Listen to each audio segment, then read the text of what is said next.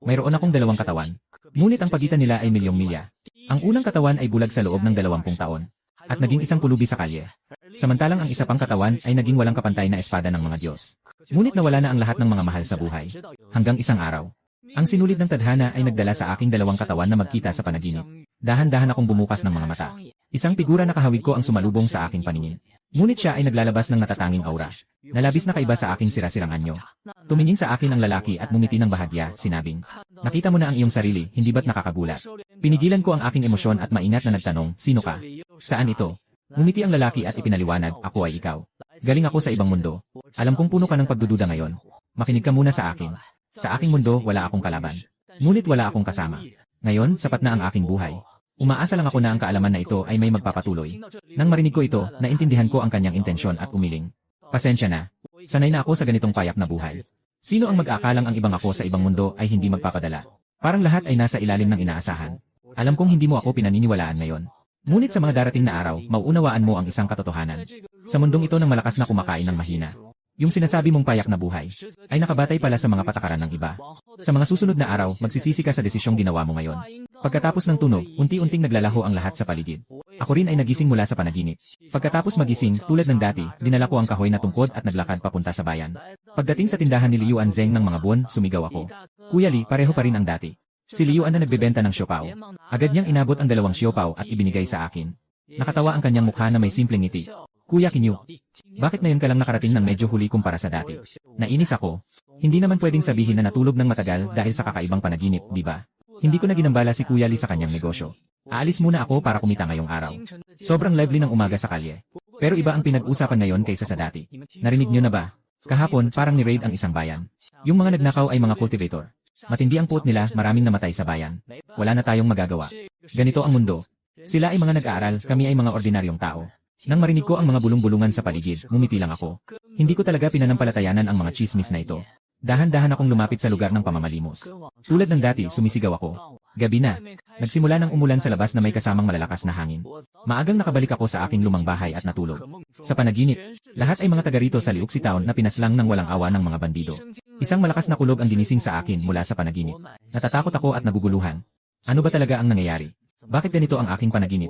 Iniisip ko ang mga eksena sa panaginip ko. Naisip ko, panaginip lang ito. Matapos kong sabihin yon, kinuha ko ang tungkod at umalis sa maliit na bahay. Ngunit habang papalapit ako sa bayan, lalo akong nakakaramdam ng kakaiba. Araw na ngayon, ngunit tahimik na tahimik ang paligid. Walang tao, sobrang hindi normal ito. Sa mga sandaling yon, naamoy ko ang isang matinding amoy ng dugo. Hindi ko alam kung bakit. Bigla kong naisip ang eksena sa panaginip kagabi. Hindi sinasadyang pabilisin ang hakbang. Pero sa susunod na sandali, biglang nadapa sa isang bagay sa lupa. Namutawi ang likido sa kamay ko. Nabigla ako at naisip agad. Malamang na ang nakadapa sa akin ay isang bangkay. Hinahanap ko ang direksyon ng panaderya sa alaala. Pagkatapos ng ilang sandali, nakarating na ako malapit sa bahay ni Kuya Li. Hindi pa ako nakapagpatuloy. Narinig ko ang isang pamilyar at mahina na boses. Si Kuya Li yon. Agad akong sumunod sa tunog, nagmamadaling tinatahak ang landas. Punong-puno ng mga bangkay ang paligid, nadudulas ako habang naglalakad. Sa wakas, naabot ko siya at dahan-dahang umupo sa tabi niya. Nang puno ng kalungkutan, tanong niya kung bakit naging ganito. Si Liu Anzeng naduguan ang buong katawan. Sa huling hininga, ipinaliwanag niya sa akin. May mga tulisan na dumating. Pinatay nila ang lahat ng tao sa bayan. Bago pa man matapos ang kanyang salita, huminto na ang kanyang puso. Kuya Li, nakangatog at takot akong paulit-ulit na sumisigaw. Ang malakas na ulan ay biglang sumiklab. Hinuhugasan ang lupa ng dugo. Ang kulog ay umaatungal sa madilim na gabi ng ulan. Nakaluhod ako sa aking mga tuhod. Mahigpit kong hawak ang lalaking nag-alaga sa akin. Tinutukso ng aking mga ngipin, hindi ko malaman kung ang nasa aking mukha ay ulan o luha. Kahapon ay maayos siya. Bakit sa isang gabi ay naging ganito na siya? Kakaiba. Bakit may bulag pa rin? Hindi ba lahat ng tao sa bayan ay patay na? Isang biglaang inay ang umalingaw sa malakas na ulan. Pasensya na, boss. Siguro nakalimutan ko lang. Sa susunod, maging mas mabilis ka. Pero talagang mahirap ang bayan na ito. Sila pala ang mga bandido ng bayan. Nang marinig ko ito, sumigaw ako ng galit. Kayo, mga hayop. Agad na nagalit ang mga bandido. Oh, talaga? Ikaw, bulag, nakisali ka pa. Kasabay ng mga hakbang na papalapit. Nais ko sanang tumayo. Binato ako ng sobrang lakas, napalipad ako ng malayo. Pagkatapos mahulog ng ilang metro, niyayakap ko ang tiyan ko. Hindi mapigilan ang pag-ubo ng dugo sa bibig ko. Nagtatawanan ng malakas ang mga tulisan. Ganyan ang kabayaran sa pagsasalita ng walang isip. Naintindihan mo na ba, bulag? Isang bulag pa ang nananakit sa amin, ang aming kuya. Sa mundong ito, ang may kapangyarihan ang nananakit sa iyo. Anong magagawa mo, bulag? Hindi mo pa nga alam ang lakas ng lakas laban sa mahina, di ba? Makinig ka sa kanilang pangungutya. Masakit na nakayuko ako sa lupa. Nakakapit ang kamao pero wala akong magawa. Ang mundong ito ay pinapatakbo ng lakas. Damang-dama ko ang unti-unting paghina ng hininga. Unti-unting nawawala ang malay. Alam kong mamamatay na ako. Sa aking huling sandali. Biglang sumagi sa isip ko ang mga salita ng isa pang ako. Kapag ang kapayapaan ay nabasag, kailangan ng lakas. Kailangan ng lakas upang mapanatili ang magandang layunin na ito. Kailangan ng lakas para sa magagandang araw. Magsisisi ka. Sa sandaling ito, sa wakas ay nauunawaan ko. Talagang nagsisisi ako. Ginamit ko ang lahat ng aking lakas upang tumawa ng malakas sa gitna ng bagyo. Nagtatawa sa aking sariling pagkabata, kahinaan at takot. Mukinyu o mukinyu. Isa kang walang silbi. Tumingin sa pagkamatay ng aking tagapagligtas. Tumingin sa sarili na pinapahirapan ngunit walang magawa.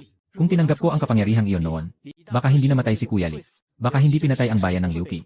Sayang, walang kung sa mundo. Nang ang aking kamalayan ay malapit ng maglaho, bigla akong nahatak sa isang purong puting espasyo. Dahan-dahan kong binuksan ang aking mga mata na puno ng pagdududa. Hindi ba ako patay na? Sandali, nakikita ko na ulit. Sa oras na ito, isang pamilyar na boses ang narinig sa likod. Talagang malapit ka ng mamatay. Pero gusto mo bang mabuhay muli? Lumiko ako. Nakita ko ang aking sarili mula sa ibang mundo. Ngumiti siya ng bahagya at tinanong ako, paano? Nagsisisi ka na ba? Nakatumba ako sa lupa, nakayuko at nahihirapan. Matagal na nanahimik bago sumagot ng masakit at hindi makapaniwala. Nagsisisi ako. Sa wakas, naunawaan ko. Sa mundong ito, ang lakas ang tunay na kapangyarihan. Kapag may lakas, hindi ka bibiktimahin ng iba. Kapag mahina ang iyong lakas, hindi ka magiging kaawa-awa sa iyong mga kaaway. Lalo ka lang nilang aabuso. Kung nais mong protektahan ang iyong mga bagay, kailangan mo ng lakas. Isang ibang ako ang tumawa ng malakas. Alam ko na maiintindihan mo rin ito. Dahil ngayon, naiintindihan mo na ang mga bagay na ito. Kaya nararapat nang ipasa sa iyo ang lakas na ito. Pumintig sa isipan ko ang isang malinaw na pag-unawa at tanong. Ang ibig sabihin ba ng sinabi mo kanina, na noong una nating pagkikita, alam mo na agad na tatanggihan ko ang iyong lakas. At alam mo rin na magdadala ito ng massacre sa Liu Qi Town. Tama ba? Nakataas ang braso niya, nakangiti, at sumagot ng hindi tumutugma sa tanong. Kailangan ng bawat isa na magkaroon ng sariling pagsubok. Ikaw ay walang exemption. Malakas na kapangyarihan ay kailangan din ng malaki ding puso. Ako'y nanahimik sandali at nagtatanong. At kung tinanggap ko noon, ano? Ibibigay mo pa rin ba ang iyong kakayahan sa akin? Walang pag-aatubili siya. Siyempre, kasi balang araw mauunawaan mo rin ang mga aral na ito. At hindi ko na bang sinasabi na, dahil ikaw ay ako mula sa ibang mundo, kaya ibibigay ko sa iyo ang aking kakayahan. Nang marinig ko ito, unti-unting ako tumayo. Matatag na tinitigan siya. Umiti siya at nagsabi, makikita mo mamaya kung gaano ako kalakas. Makikita mo, na kaya mong gawin ang maraming bagay na hindi magagawa ng iba. Kaya, ngayon, ibalik mo ang lahat ng sakit na naramdaman sa iba. Pumunta ka at ipakita sa mundong ito kung ano ang tinatawag na espada ng Diyos. Gawin mo ang mga bagay na mahalaga sa iyo. Danasin mo ang kasiyahan ng pagiging isang malakas. Hayaan mong manginig ang buong mundo sa iyong kapangyarihan. Danasin ang kasiyahan ng mga malakas. Hayaan mong matakot ang buong mundo sa iyo. Ang nakasisilaw na gintong liwanag ay biglang sumakop sa atin. Walang nakakaalam kung ano ang nangyayari sa loob. Ako lang ang nakakaalam. Hindi na ako si Mukinyu noong dati. Lahat ng mahalagang bagay sa bayan ay nandito. Tumingin ang bandido sa bulsa ng kanyang mga tauhan. Nakangiti at tumango. Sumakay siya sa kabayo at sumigaw. Mga kapatid, bumalik sa kampo. Ang mga bandido ay masayang naghahanda na umalis. Ngunit sa langit, naggangalit ang mga ulap. Sa gitna ng maulang gabi, muling tumayo ako. Akala mo makakatakas ka na pagkatapos pumatay. Hindi makapaniwala ang pinuno at lumingon. Hindi pa patay ang bulan. Hindi ko inasahan na ganito siya katatag. Ilang mga walang kakayahang tauhan ay gustong sumugod. Pero nahadlangan sila ng leader. Boss, anong nangyari? Huwag kang magsalita. Mahigpit akong hinahawakan ng leader.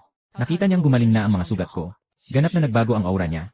Ngunit hindi niya mahanap ang kahit isang piraso ng aking espiritu. Hindi ko pinansin ang kanyang pagdududa. Dahan-dahan inalis ko ang kahoy na tungkod sa aking kamay. Sa loob nito nakatago ang isang espada. Sa sandaling hinawakan ko ang espada. Ang matinding enerhiya ng aking espada ay sumabog pataas. Agad nitong pinatumba ang lahat ng mga tulisan sa lupa. Plop! Sila'y lumuhod sa lupa. Ang kanilang mga ulo ay nakadapa ng husto. Kahit isang salita ay hindi makabuka. Gusto ko ng katahimikan. Kaya't mas mabuti pang mamatay kayong tahimik. Ang tono ko ay walang emosyon. Sa kalsadang tanging tunog ng ulan ang naririnig. Hindi nila marinig. Ang kanilang mga puso na kumakabog dahil sa labis na takot. Hawak ko ang espada at unti-unti akong lumapit. Isang saksak pagkatapos ng isa pa sa leader ng mga tulisan. Sobrang sakit na siya ay nagwawala ngunit walang tunog na lumalabas. Sa gabing ito ng ulan, isa-isa kong pinahirapan sila hanggang sa mamatay. Matapos patayin ang lahat, ang dugo sa aking katawan ay madaling malinis sa isang isip lamang. Nararamdaman ko ang malakas na kapangyarihang hindi kabilang sa mundong ito. Ang tanging hindi nagbago ay ang aking mga mata. Pinili ko pa ring takpan ang mga ito ng itim na tela. Sa pagkakaroon ng espiritu, mas marami akong nakikita sa puso ng tao. Sige, magpatuloy na lang na magpanggap na bulag. Tumingin ako sa paligid sa mga kalunos-lunos na tanawin at huminga ng malalim. Hinaplos ko ang aking tungkod na espada na kasama ko ng maraming taon. Mula ngayon, tatawagin na kitang Kinyu Espada. Ang talim ay kumikislap ng bahagya na tila tumutugon. Itinaas ko ang Kinyu Espada. Ang talim ay sumabog ng dalawang sinag ng itim na liwanag. Agad itong kumalat sa buong bayan ng Liu Qi. Matapos ang lahat ng ito, bumalik ako sa lumang bahay at natulog ng mahimbing. Pagising ko kinabukasan, nag-inat ako. Matagal na akong nakatulog. Wala na yon, kalimutan na natin. Unahin ang pagkain, iyon ang importante. Ang tao ay parang bakal, ang pagkain ay parang bakal din, kapag hindi kumain, magugutom. Kahit na maging walang katulad, hindi ko tatanggihan ang masarap na pagkain. Ang tao ay bakal, ang pagkain ay bakal, kapag hindi ka kumain, magugutom ka. Kahit na maging walang katulad, hindi ko tatanggihan ang masarap na pagkain. Muling dumating sa pampang ng bayan. Bumalik ang sigla ng Liuxiang, tao ay puno. Parang ang pagpatay kagabi ay isang panaginip lang. Batang lalaki, saan ka pupunta? Kailangan mo ba ng tulong? Matarik na ni nanay ang tanong ng may mainit na pagtanggap. Umiti ako at tinanggihan. Salamat sa iyong kabutihan. Ngunit hindi na kailangan. Bakit hindi kita nakita noon? Naguguluhan ang tiyahin at nagbulong. Nagbebenta ng manto. Masarap at mabangong manto. Huwag palampasin habang dumadaan. Nang marinig ko ang pamilyar na tawa, lumapit ako sa tindahan ni Kuya Li. Boss, 2 bunuelos. Napatigil si Kuya Li sandali. Pagkatapos ay inabot niya sa akin ang bunuelos. Para sa iyo ang bunuelos. Tinanggap ko ang bunuelos at nagbitaw ng isang maliit na sako ng pera. Huwag mo nang hanapin. May 10 layang na pilak sa bag. Ang kasamang espiritu ay tahimik na pumasok sa katawan ng pamilya. Nang itinaas ni Kuya Li ang kanyang ulo sa gulat, nakatago na ako sa gitna ng tao. Nang makarating ako sa pintuan ng bayan, lumingon ako. Paalam, Kuya Li. Umalis na ako sa Liuxi Town. Gusto kong makita ang mundo sa labas, upang maranasan ang iba't ibang buhay. Hanggang dito, nagsimula na ako sa aking paglalakbay sa mundo. Matapos umalis sa bayan ng Liuxi, nagbihis ako ng maayos. Patungo sa Yanyu City, dumaan ako sa isang pulang ibon na inn na nakatayo sa burol. Pumasok ako. Mamayagpag kayo dito. Masayahin tagapaglingkod ay bumati. Hindi ko pinansin ang kanyang paanyaya. Diretsong umupo sa sulok malapit sa bintana. Nakita ito ng tagapaglingkod. Agad niyang naintindihan na hindi ako ordinaryong bulag. Maaari ko bang itanong, Sir Madam, kung magpapahinga kayo o kakain? Kumain na. Anong klase ng noodles ang rekomendado dito? Marami kaming klase ng noodles dito. Yangchon noodles, bawang na may sibuyas. Isang apo, isang mangkok ng bawang na may sibuyas. Di nagtagal, pumasok ang isang lalaki at isang babae. May nakasulat na simbolo ng Chai Yuzong sa kanilang mga damit. Kuya Lu, sabi mo, gaano pa katagal bago tayo makarating sa Yanyu City? Huwag kang mag-alala. Pagkatapos ng ina ito, malapit na tayo. Ginoo, narito na ang iyong noodles. Ipinasa ng waiter. Salamat. Kakaangat ko lang ng chopsticks. Biglang may pumasok sa pintuan ng inn. 4 na lalaking may malamig na mukha ang pumasok. Diretso sa mga tao ng Chai Yuzong. Sa wakas ay nakita ko ang mga tao ng Chai Yuzong. Shenji, huwag munang patayin yung babae mamaya.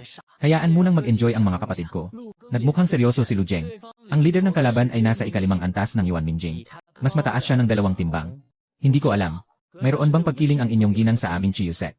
Kahit sino ka pa. Dahil linakaw ng mga tao mula sa Chiyusek ang aming yaman. Ano pang masasabi? Ibigay ang buhay mo. Agad na humugot ng espada ang 4 na tao at sumugod. Slurp! Ang tunog ng pagsipsip ko sa noodles. Biglang nakagambala sa tensyonadong atmosfera. Slurp! Ang tunog ng pagsipsip ko sa noodles. Biglang nakagambala sa tensyonadong atmosfera. Nakita ng matipunong lalaki na namumuno at agad akong sinaksak. Ngunit ang lakas ng espada ay naglaho bago pa man ako maabot. Ibinaba ko ang mangkok at dahan-dahang nagsalita. Wala bang nagsabi sa inyo na dapat tahimik kapag may ibang tao na kumakain? Kumuha ako ng isang pangkutsara at basta't inihagis ito pabalik. Isang talim ng espada na may kulay na sumabog sa kalangitan. Hindi pa man nakita ng 4 na tao ang talim, nahulog na sila. At ang talim na iyon ay hindi huminto, patuloy na umakyat sa ulap. Lumampas sa buong Diyos na lupa bago unti-unting nawala. Nag-alboroto ito sa lahat ng mga pinakamalakas na tao sa buong mundo. Patuloy akong tahimik na kumakain ng noodles na parang walang nangyari. Samantalang si Lu Jeng at Shen Jing ay nanginginig sa takot. Matapos kong kumain ng noodles, tumingin ako sa kanila. Anong nangyari sa inyo?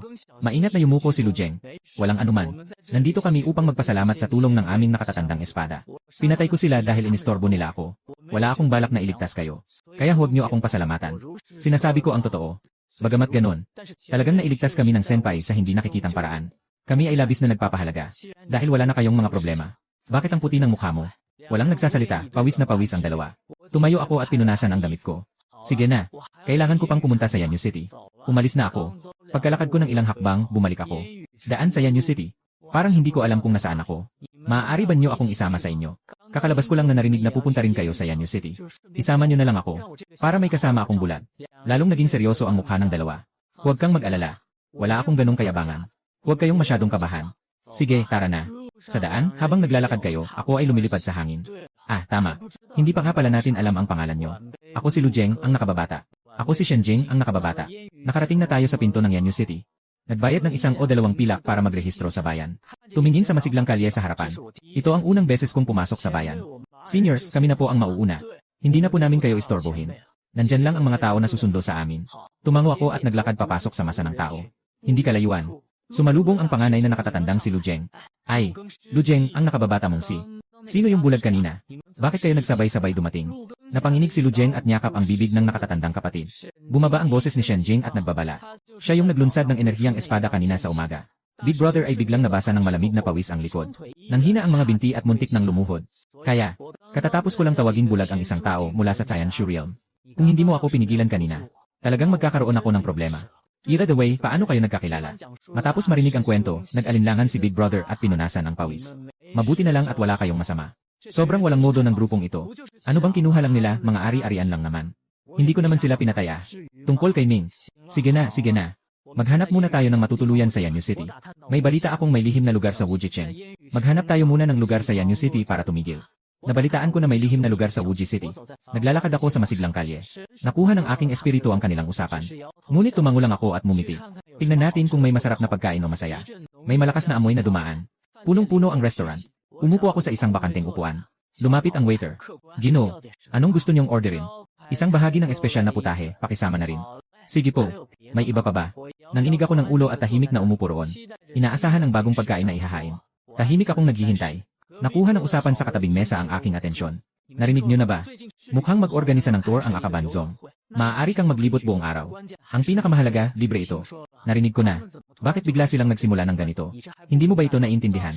Kapag nakita ng iba ang lakas ng Chaiyuzong, mas maraming tao ang maaakit na pumunta sa Chaiyuzong. Pero hindi ba sila ma-ambush ng iba? Dapat malaman na ang Chaiyuzong ay may maraming alitan na sa Qianninhui. Tama nga. Nga. Kaya't ngayon ay pinagdududahan ko ang layunin ng paglalakbay na ito. Ang pinakamahalagang layunin ay upang akitin ang mga tao ng Thousand Shadow Society. At pagkatapos ay talunin sila sa harap ng lahat. Upang protektahan ang mga ordinaryong tao. At ipakita sa kanila ang seguridad ng Akaban Sect. At iparamdam sa mga tao ang lakas ng Akaban Sect. Sa ganitong paraan, makakamit ang reputasyon at lakas ng sabay. Ngunit maaaring alam din ng Thousand Shadow Society ang layunin ng Akaban Sect. Kaya't nakasalalay na lang kung paano mag-aaway ang mga puwersa sa magkabilang panig. Nakikinig sa kanilang usapan. Naalala ko si Lujing dati, siya ay mula sa Chaiyuzong. Dahil may pagkakataon na maglibot ng libre. Siyempre, pwede tayong tumingin. Tungkol sa Qianninhui. Ito ay isa sa 3 pangunahing puwersa sa ilalim ng Shenzhou. Sila ang nakatalaga sa mga pagpatay.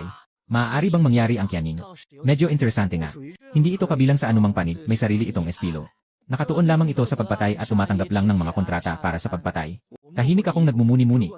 Kung talagang makipag-away sila sa Chaiyusek, ang unang pipiliin ko ay manood lang. Siyempre, kung sino man ang magalit sa akin, siya ang mawawasak. Halika, halika, Ginoo. Narito na ang espesyal na putahe ng aming restaurant. Ipinasa ng katulong ang isang buong mesa ng pagkain. Kinuha ko ang mga chopstick at nagsimula ng kumain. Masaya akong hinaplos ang aking tiyan. Sobrang saya. Talagang masarap, hindi nakakagulat na ito ang espesyal na putahe. Tumayo ako at lumapit sa counter. Magkano po, boss? Ngumiti ang boss na may profesional na ngiti. Customer, 20 tael ng salapi. Diretso kong kinuha ang 2 espiritu na bato mula sa bulsa ko. Nang makita ng boss ang espiritu na bato, labis siyang nagulat. Ang espiritu na bato ang pinakamahal na pera sa lungsod. Huwag nang maghanap. Sabi ko ng tahimik. Agad na naging taos pusong ngiti ang mukha ng boss. Sumisigaw siya sa likod ko. Maligayang pagdating, Ginoo. Bumalik ka ulit. Sa susunod na pagbisita, bibigyan ka namin ng 50% diskwento. Pagkatapos umalis sa hotel, naghanap ako ng isang angkop na siwang na courtyard at kumatok sa pinto. Sa isang mahinang tunog, isang lalaking nasa gitnang edad ang nagbukas ng pinto. Tiningnan ako mula ulo hanggang paa at tanong na walang emosyon. Tumango ako. Nagrerenta. Pagkatapos, naglabas ako ng 2 espiritual na bato mula sa hangin. Nang makita ng lalaki ang mga espiritual na bato, bigla siyang umiti ng malawak. Ay naku, senpai, pumasok ka. Halika, halika. Pasensya na sa mga naunang sinabi. Tinitingnan ang iyong maladyos na anyo, napapangiti ako. Mas gusto ko pa rin ang iyong matigas na personalidad. Magpahinga ka sandali. Nang marinig ito, nagbago ang mukha ng lalaki at bumalik sa kanyang karaniwang anyo. Ang mga dito sa lungsod ay mga master ng pagbabago ng mukha. Nasa loob ko ang mga reklamo. Pagpasok sa kwarto, naglagay siya ng isang tasa ng tsaa para sa akin. Ay naku, gaano katagal ang balak mong manatili, Ginoo? Ininom ko ito ng buo. Hindi nagtagal. Sa Yanyucheng, mananatili ako ng 10 araw o kalahating buwan at aalis. Wala nang kailangan ng kontrata. Tumango siya ng masaya at nagdagdag. Kung gayon, susunod ay hahanap tayo ng tao para magluto para sayo. O baka may iba pang bagay na gawin. Sabi ko ng malamig, hindi na kailangan. Sa mga araw na ito sa aking tirahan, huwag mo akong istorbohin. Ayaw kong may nanggugulo. Sige. Mag-relax ka ng mabuti. Tiyak na hindi ko kayo istorbohin habang nagpapahinga kayo, Ginoo. Nagwawagayway ako ng kamay upang ipakita na siya ay umatras. Kung may kailangan kayo, tawagan niyo lang ako, darating agad ako. Pagkatapos niyang umalis, binuksan ko ang aking espiritual na kakayahan. Ang puting liwanag ay sumabog sa loob ng silid. Biglang naging malinis at walang alikabok ang buong bakuran. Maaliwalas akong humiga sa kama at nagpahinga ng isang tanghalian. Aha! Ang sarap ng tulog ko sa tanghali. Nagbukas ako ng mata, nagbihis, at kinuha ang tungkod ko bago lumabas. Nakita ng ilang tao sa kalye na ako'y bulag. Medyo nagulat sila nang makita akong lumabas mula sa courtyard. Kapatid, huwag kang humarang sa daan. May narinig akong nagmamadaling boses mula sa likuran. Bago pa ako makapagsalita, diretso na siyang bumangga sa akin. Nahulog ako sa lupa. Nagalit siya ng hindi masaya. Hindi. Hindi mo ba nakikita ang daan? Nakatayo ka sa gitna ng daan. Biglang huminto ang kanyang salita. Dahil nakita niya na ako ay bulag. Maingat niyang inakay ako pataas. Ngumingiti ako ng may pasasalamat. Pasensya na, nahadlangan kita. Pero salamat pa rin sa'yo. Nang iangat ako, biglang nagbago ang mukha ng taong iyon, puno ng pagsisisi. Pinunasan ko ang alikabok sa aking katawan at nagtanong, Per, bakit ka tumatakbo ng ganon kabilis? Mayroon bang mahalagang bagay? Sumagot siya na hindi naman ito malaking bagay. Pangunahing ang kortesan ng Yueking Tower ay malapit nang mag-perform. Bro, aalis na ako. Naghihintay pa ang Yueking Tower sa akin. Kapag marami na ang tao, hindi na ako makakapasok. Pagkasabi niya nito, tumakbo siya ng mabilis. Yueking Tower. Hindi pa ako nakapunta sa ganitong lugar. Hindi ko rin alam kung ano ang mga awit sa loob. Ako'y nakasandal sa tungkod at naglakad patungo sa Yueking Loop. Nang ako na ang susunod sa pila. Malinaw na naguguluhan ang babae sa pintuan. Sinasabi niya nang walang masyadong iniisip. 5 layang silver lang ang kailangan para makapasok. Ibinigay ko ang silver at pumasok sa loob ng gusali. Inusisa ko ng may pag-iingat ang buong paligid. Umiti ako ng bahagya sa labi.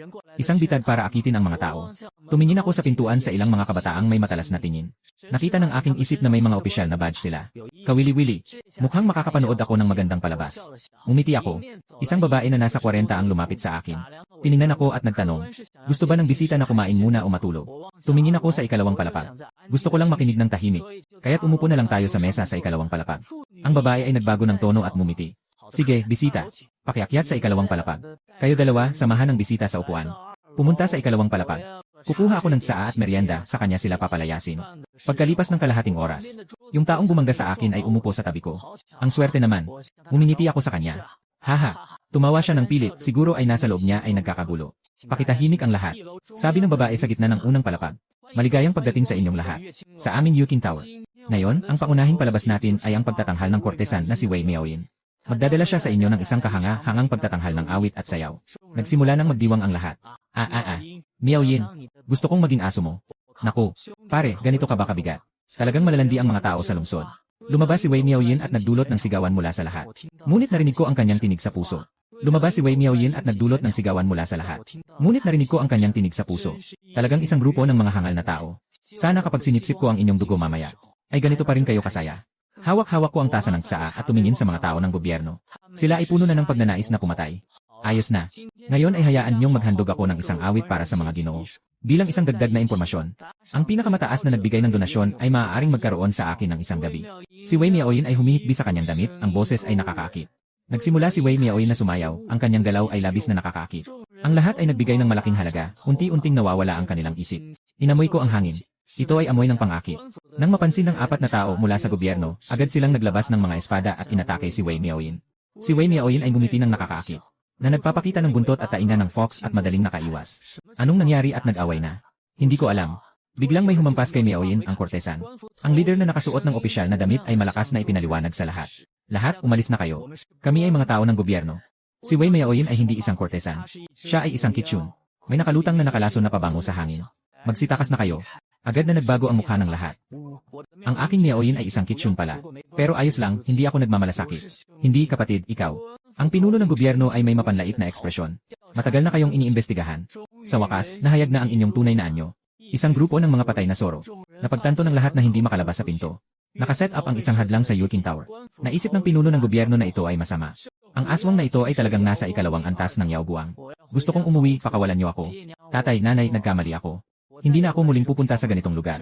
Tulungan niyo ako. Habang naririnig ang mga sigaw ng kawalang pag-asa, nakangiti si Wei Miaoyin. Alam niyo na, ano ang magagawa niyo?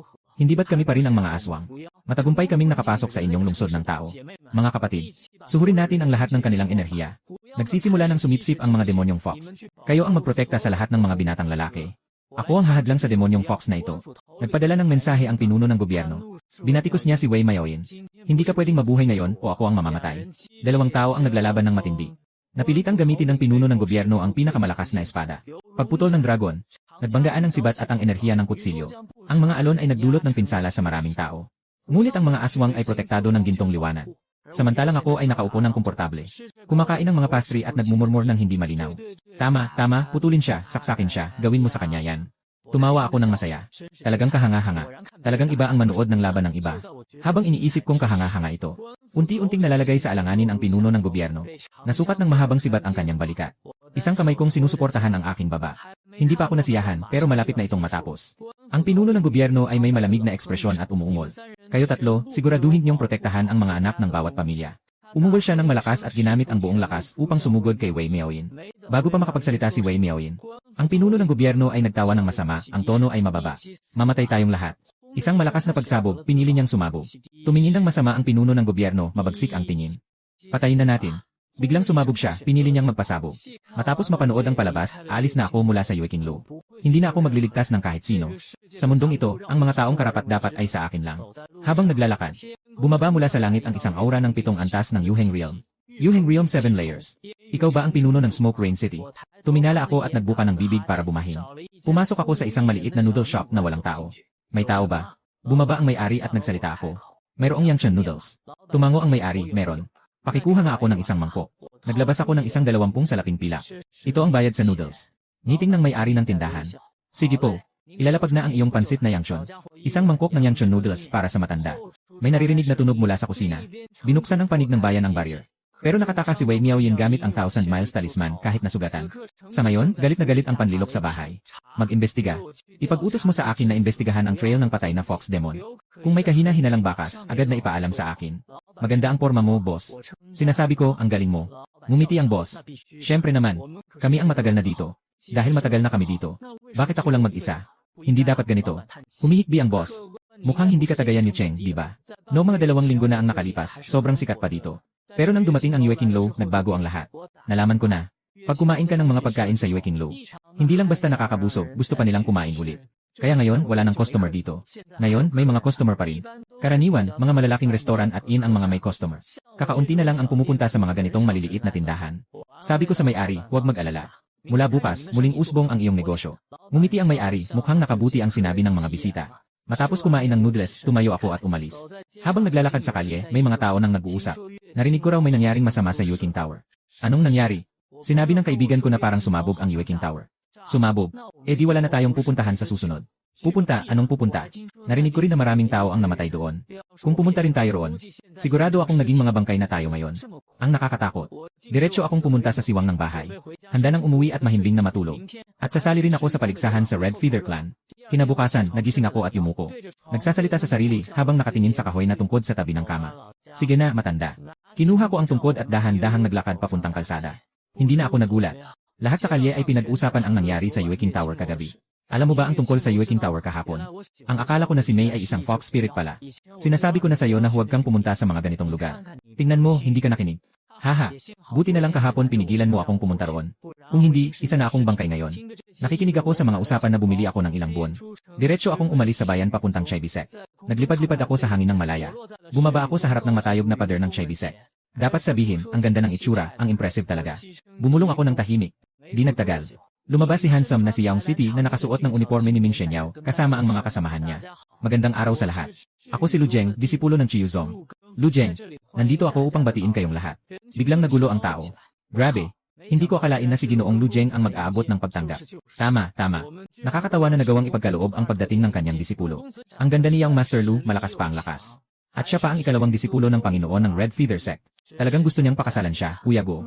Si Yaong Master Lu ay akin, ano ka ba? Ngumiti si Lu Jeng nang may pagtitimpi at malakas na inanunsyo.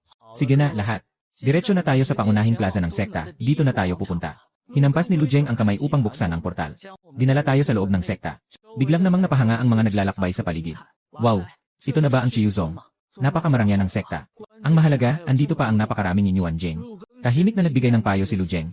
Dito kayo maaaring manood ng pagsasanay ng mga disipulo ng sekta. Pero pakiusap, magmasid lang kayo. Huwag kayong magsasalita ng walang kwenta, huwag maghimasok. Kaya maaari na kayong maglibot kung gusto niyo. Pwede kayong pumunta sa kahit anong lugar. May nakalaan ng daan para sa inyo ang sekta upang maglibot. Ako'y abala sa panonood ng mga disipulo sa plaza na nagsasanay. Biglang may isang mahina na enerhiya ng espada na umatake sa akin. Nais ni Lu Jeng na humarang. Nauuna na ako sa kanya. Madali kong pinawalang bisa ang lakas ng espada. Nauuna na ako sa kanya. Madali kong pinawalang bisa ang lakas ng espada. Galit na sinaway ni Lu Jeng ang dalawang disipulo. Lumapit kayo sa akin at humingi ng tawad. Nang lumingon siya, tumama ang aming mga mata. Bahagya akong tumingala at bahagyang ngumiti sa kanya. Biglang yanig ni Lu Jeng ang malamig na pawis sa likod niya. Nanghina ang mga tuhod niya at diretsong napako sa akin ang mga tuhod. Nakatitig ang mga tao sa plaza, puno ng tanong. Para mag-sorry sa isang bulag, kailangan pang magpatira pa. Iniwasan ko ang mga kakaibang tingin sa paligid at nagsimula akong bumati. Muling nagkita tayo. Ngayon, bakit ka nagbigay ng ganoong kalaking pagbati sa akin? Nang si Lu Jeng ay nag-isip na magsalita. Isang malamig na tinig ang humadlang sa kanya. Ano bang nangyari kay Lu? Si Elder Su na namamahala sa plaza ay naglakad na may galit. Nangyari ba na pinahirapan ka ng bulag na ito? Si Lu Jing ay natatakot na tumingin sa akin. Napagtanto niyang hindi siya makapagsalita. Nagmamadali siyang nagpadala ng mensahe kay Elder Su. Elder Su, huwag kang lumapit dito. Siya ang sinasabi kong nakatatanda. Habang naglalakad si Elder Su ng mabilis, isang sliding tackle ang dumiretso sa tabi ng aking paa. Mabilis niyang kinuha ang panyo, at sinimulang punasan ang aking sapatos. Itinaas niya ang kanyang ulo at nagpakita ng napakamaasikasong ngiti. Marumi na ang sapatos ng nakatatanda. Kailangan mo itong punasan na. Ahahaha. Ipinatong ko ang tungkod sa balikat ko at mumiti. Sige, hindi ko na kayo pagbibiroan. Tayo na. Dahil dito, nakahinga ng maluwag ang dalawa at tumayo. Ano bang nangyari dito kanina? Tanong ni Elder Su. Nagpaliwanag lang ako ng basta-basta. Pagkatapos humingi ng tawad ng disipulo, inakbayan ko lang ang kamay ko na walang problema. Senior, kami na ang magdadala sa iyo para maglibot. Tumango ako. Gusto ko sanang mag-isa. Pero si Elder Su ay direktang bumaba sa kanyang tuhod at nagmamakaawa. Sumunod din si Lu Jing at nanalangin. Talagang natatakot silang may isang walang pakundangang tao na makasakit sa akin. Ayaw ko na ng abala kaya pumayag na lang sila. Anak ng senior, saan mo gustong magpunta para maglibot? Saan mo gustong pumunta, senior? Sabihin mo lang diretsyo. Maaari kaming dalhin ka anumang oras. Saan man. Dalawang tao ang masigasig na tumango. Ano ang pinakamagandang tanawin dito? Ito ay ang pangunahing bulwagan ng sekta. Sige, pumunta tayo sa pangunahing bulwagan ng sekta. Dumating sa pangunahing bulwagan ng sekta. Ang punong leader ng Chiyu Sect at ang mga nakatatanda ay maayos na nakapila. Kami ay taos-pusong bumabati sa pagdating ng aming nakatatanda. Ang punong sekta na si Li Chengshan ay lumapit at nagbigay galang. Ginoo, ako si Li Chengshan, punong sekta ng Chiyu Sect. Dito, nais kong pasalamatan ka sa pagligtas sa aking ikalawang disipulo. Umiling ako. Walang anuman, huwag kang mag-alala. At hindi mo na kailangang magdaos ng ganitong malaking seremonya. Hindi ako sanay sa ganito. Lumapit ako sa gilid ng malaking bulwagan at tumingin sa buong Chiyu Sect. Maganda talaga ang tanawin dito. Huwag kang mag-alala. Wala akong gagawing masama. Hayaan mo lang akong mag-enjoy sa tanawin ng mag-isa. Naiintindihan ng lahat at umalis. Umupo ako sa sahig at tumingin sa mga ulap sa kalangitan. Naalala ko ang mga salita ng aking mga magulang, inay at ama. Nakita ko na ang mundo sa labas. Sayang lang, hindi niyo makikita. Hindi niyo makikita ang iyong anak na walang katulad sa buong mundo. Hindi niyo makikita ang iyong anak na iginagalang ng mga malakas. Sayang lang talaga. Walang ganoong maraming kung sa mundong ito. Sa tuwing nakakaramdam ako ng kaunting kalungkutan, may isang malakas na tunog mula sa direksyon ng Gongfa Hall. Anong nangyayari? Agad akong nag-teleport doon. Nakita ko ang apat na tao sa itim na nakatayo sa harap ng Chai Yuzong. Kik. Hindi ninyo inasahan ito, mga matandang walang kamatayan. Nakangiting sinabi ng leader na nakasuot ng itim.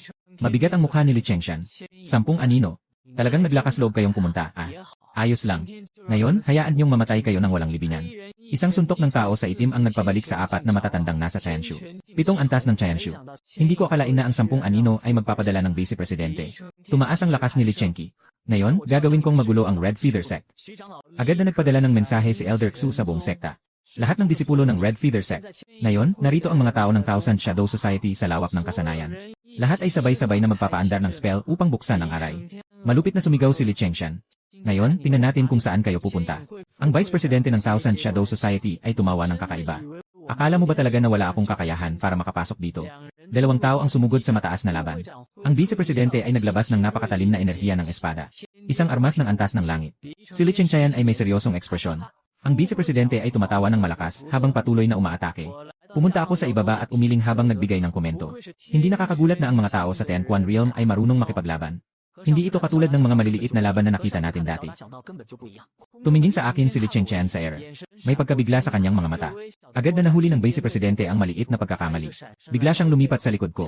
Itinapat niya ang espada sa aking leg. Kung susubukan mong lumapit, papatayin ko siya. Bumulong siya sa aking tainga ng may puot. Bingi, mas mabuti pang makipagtulungan ka. Kung hindi, madali lang kitang patayin tulad ng pagpatay sa manok. Tumingin ako sa espada sa aking leg at mumiti. Yay! Nabasag ko ang mahabang espada gamit ang aking mga kamay.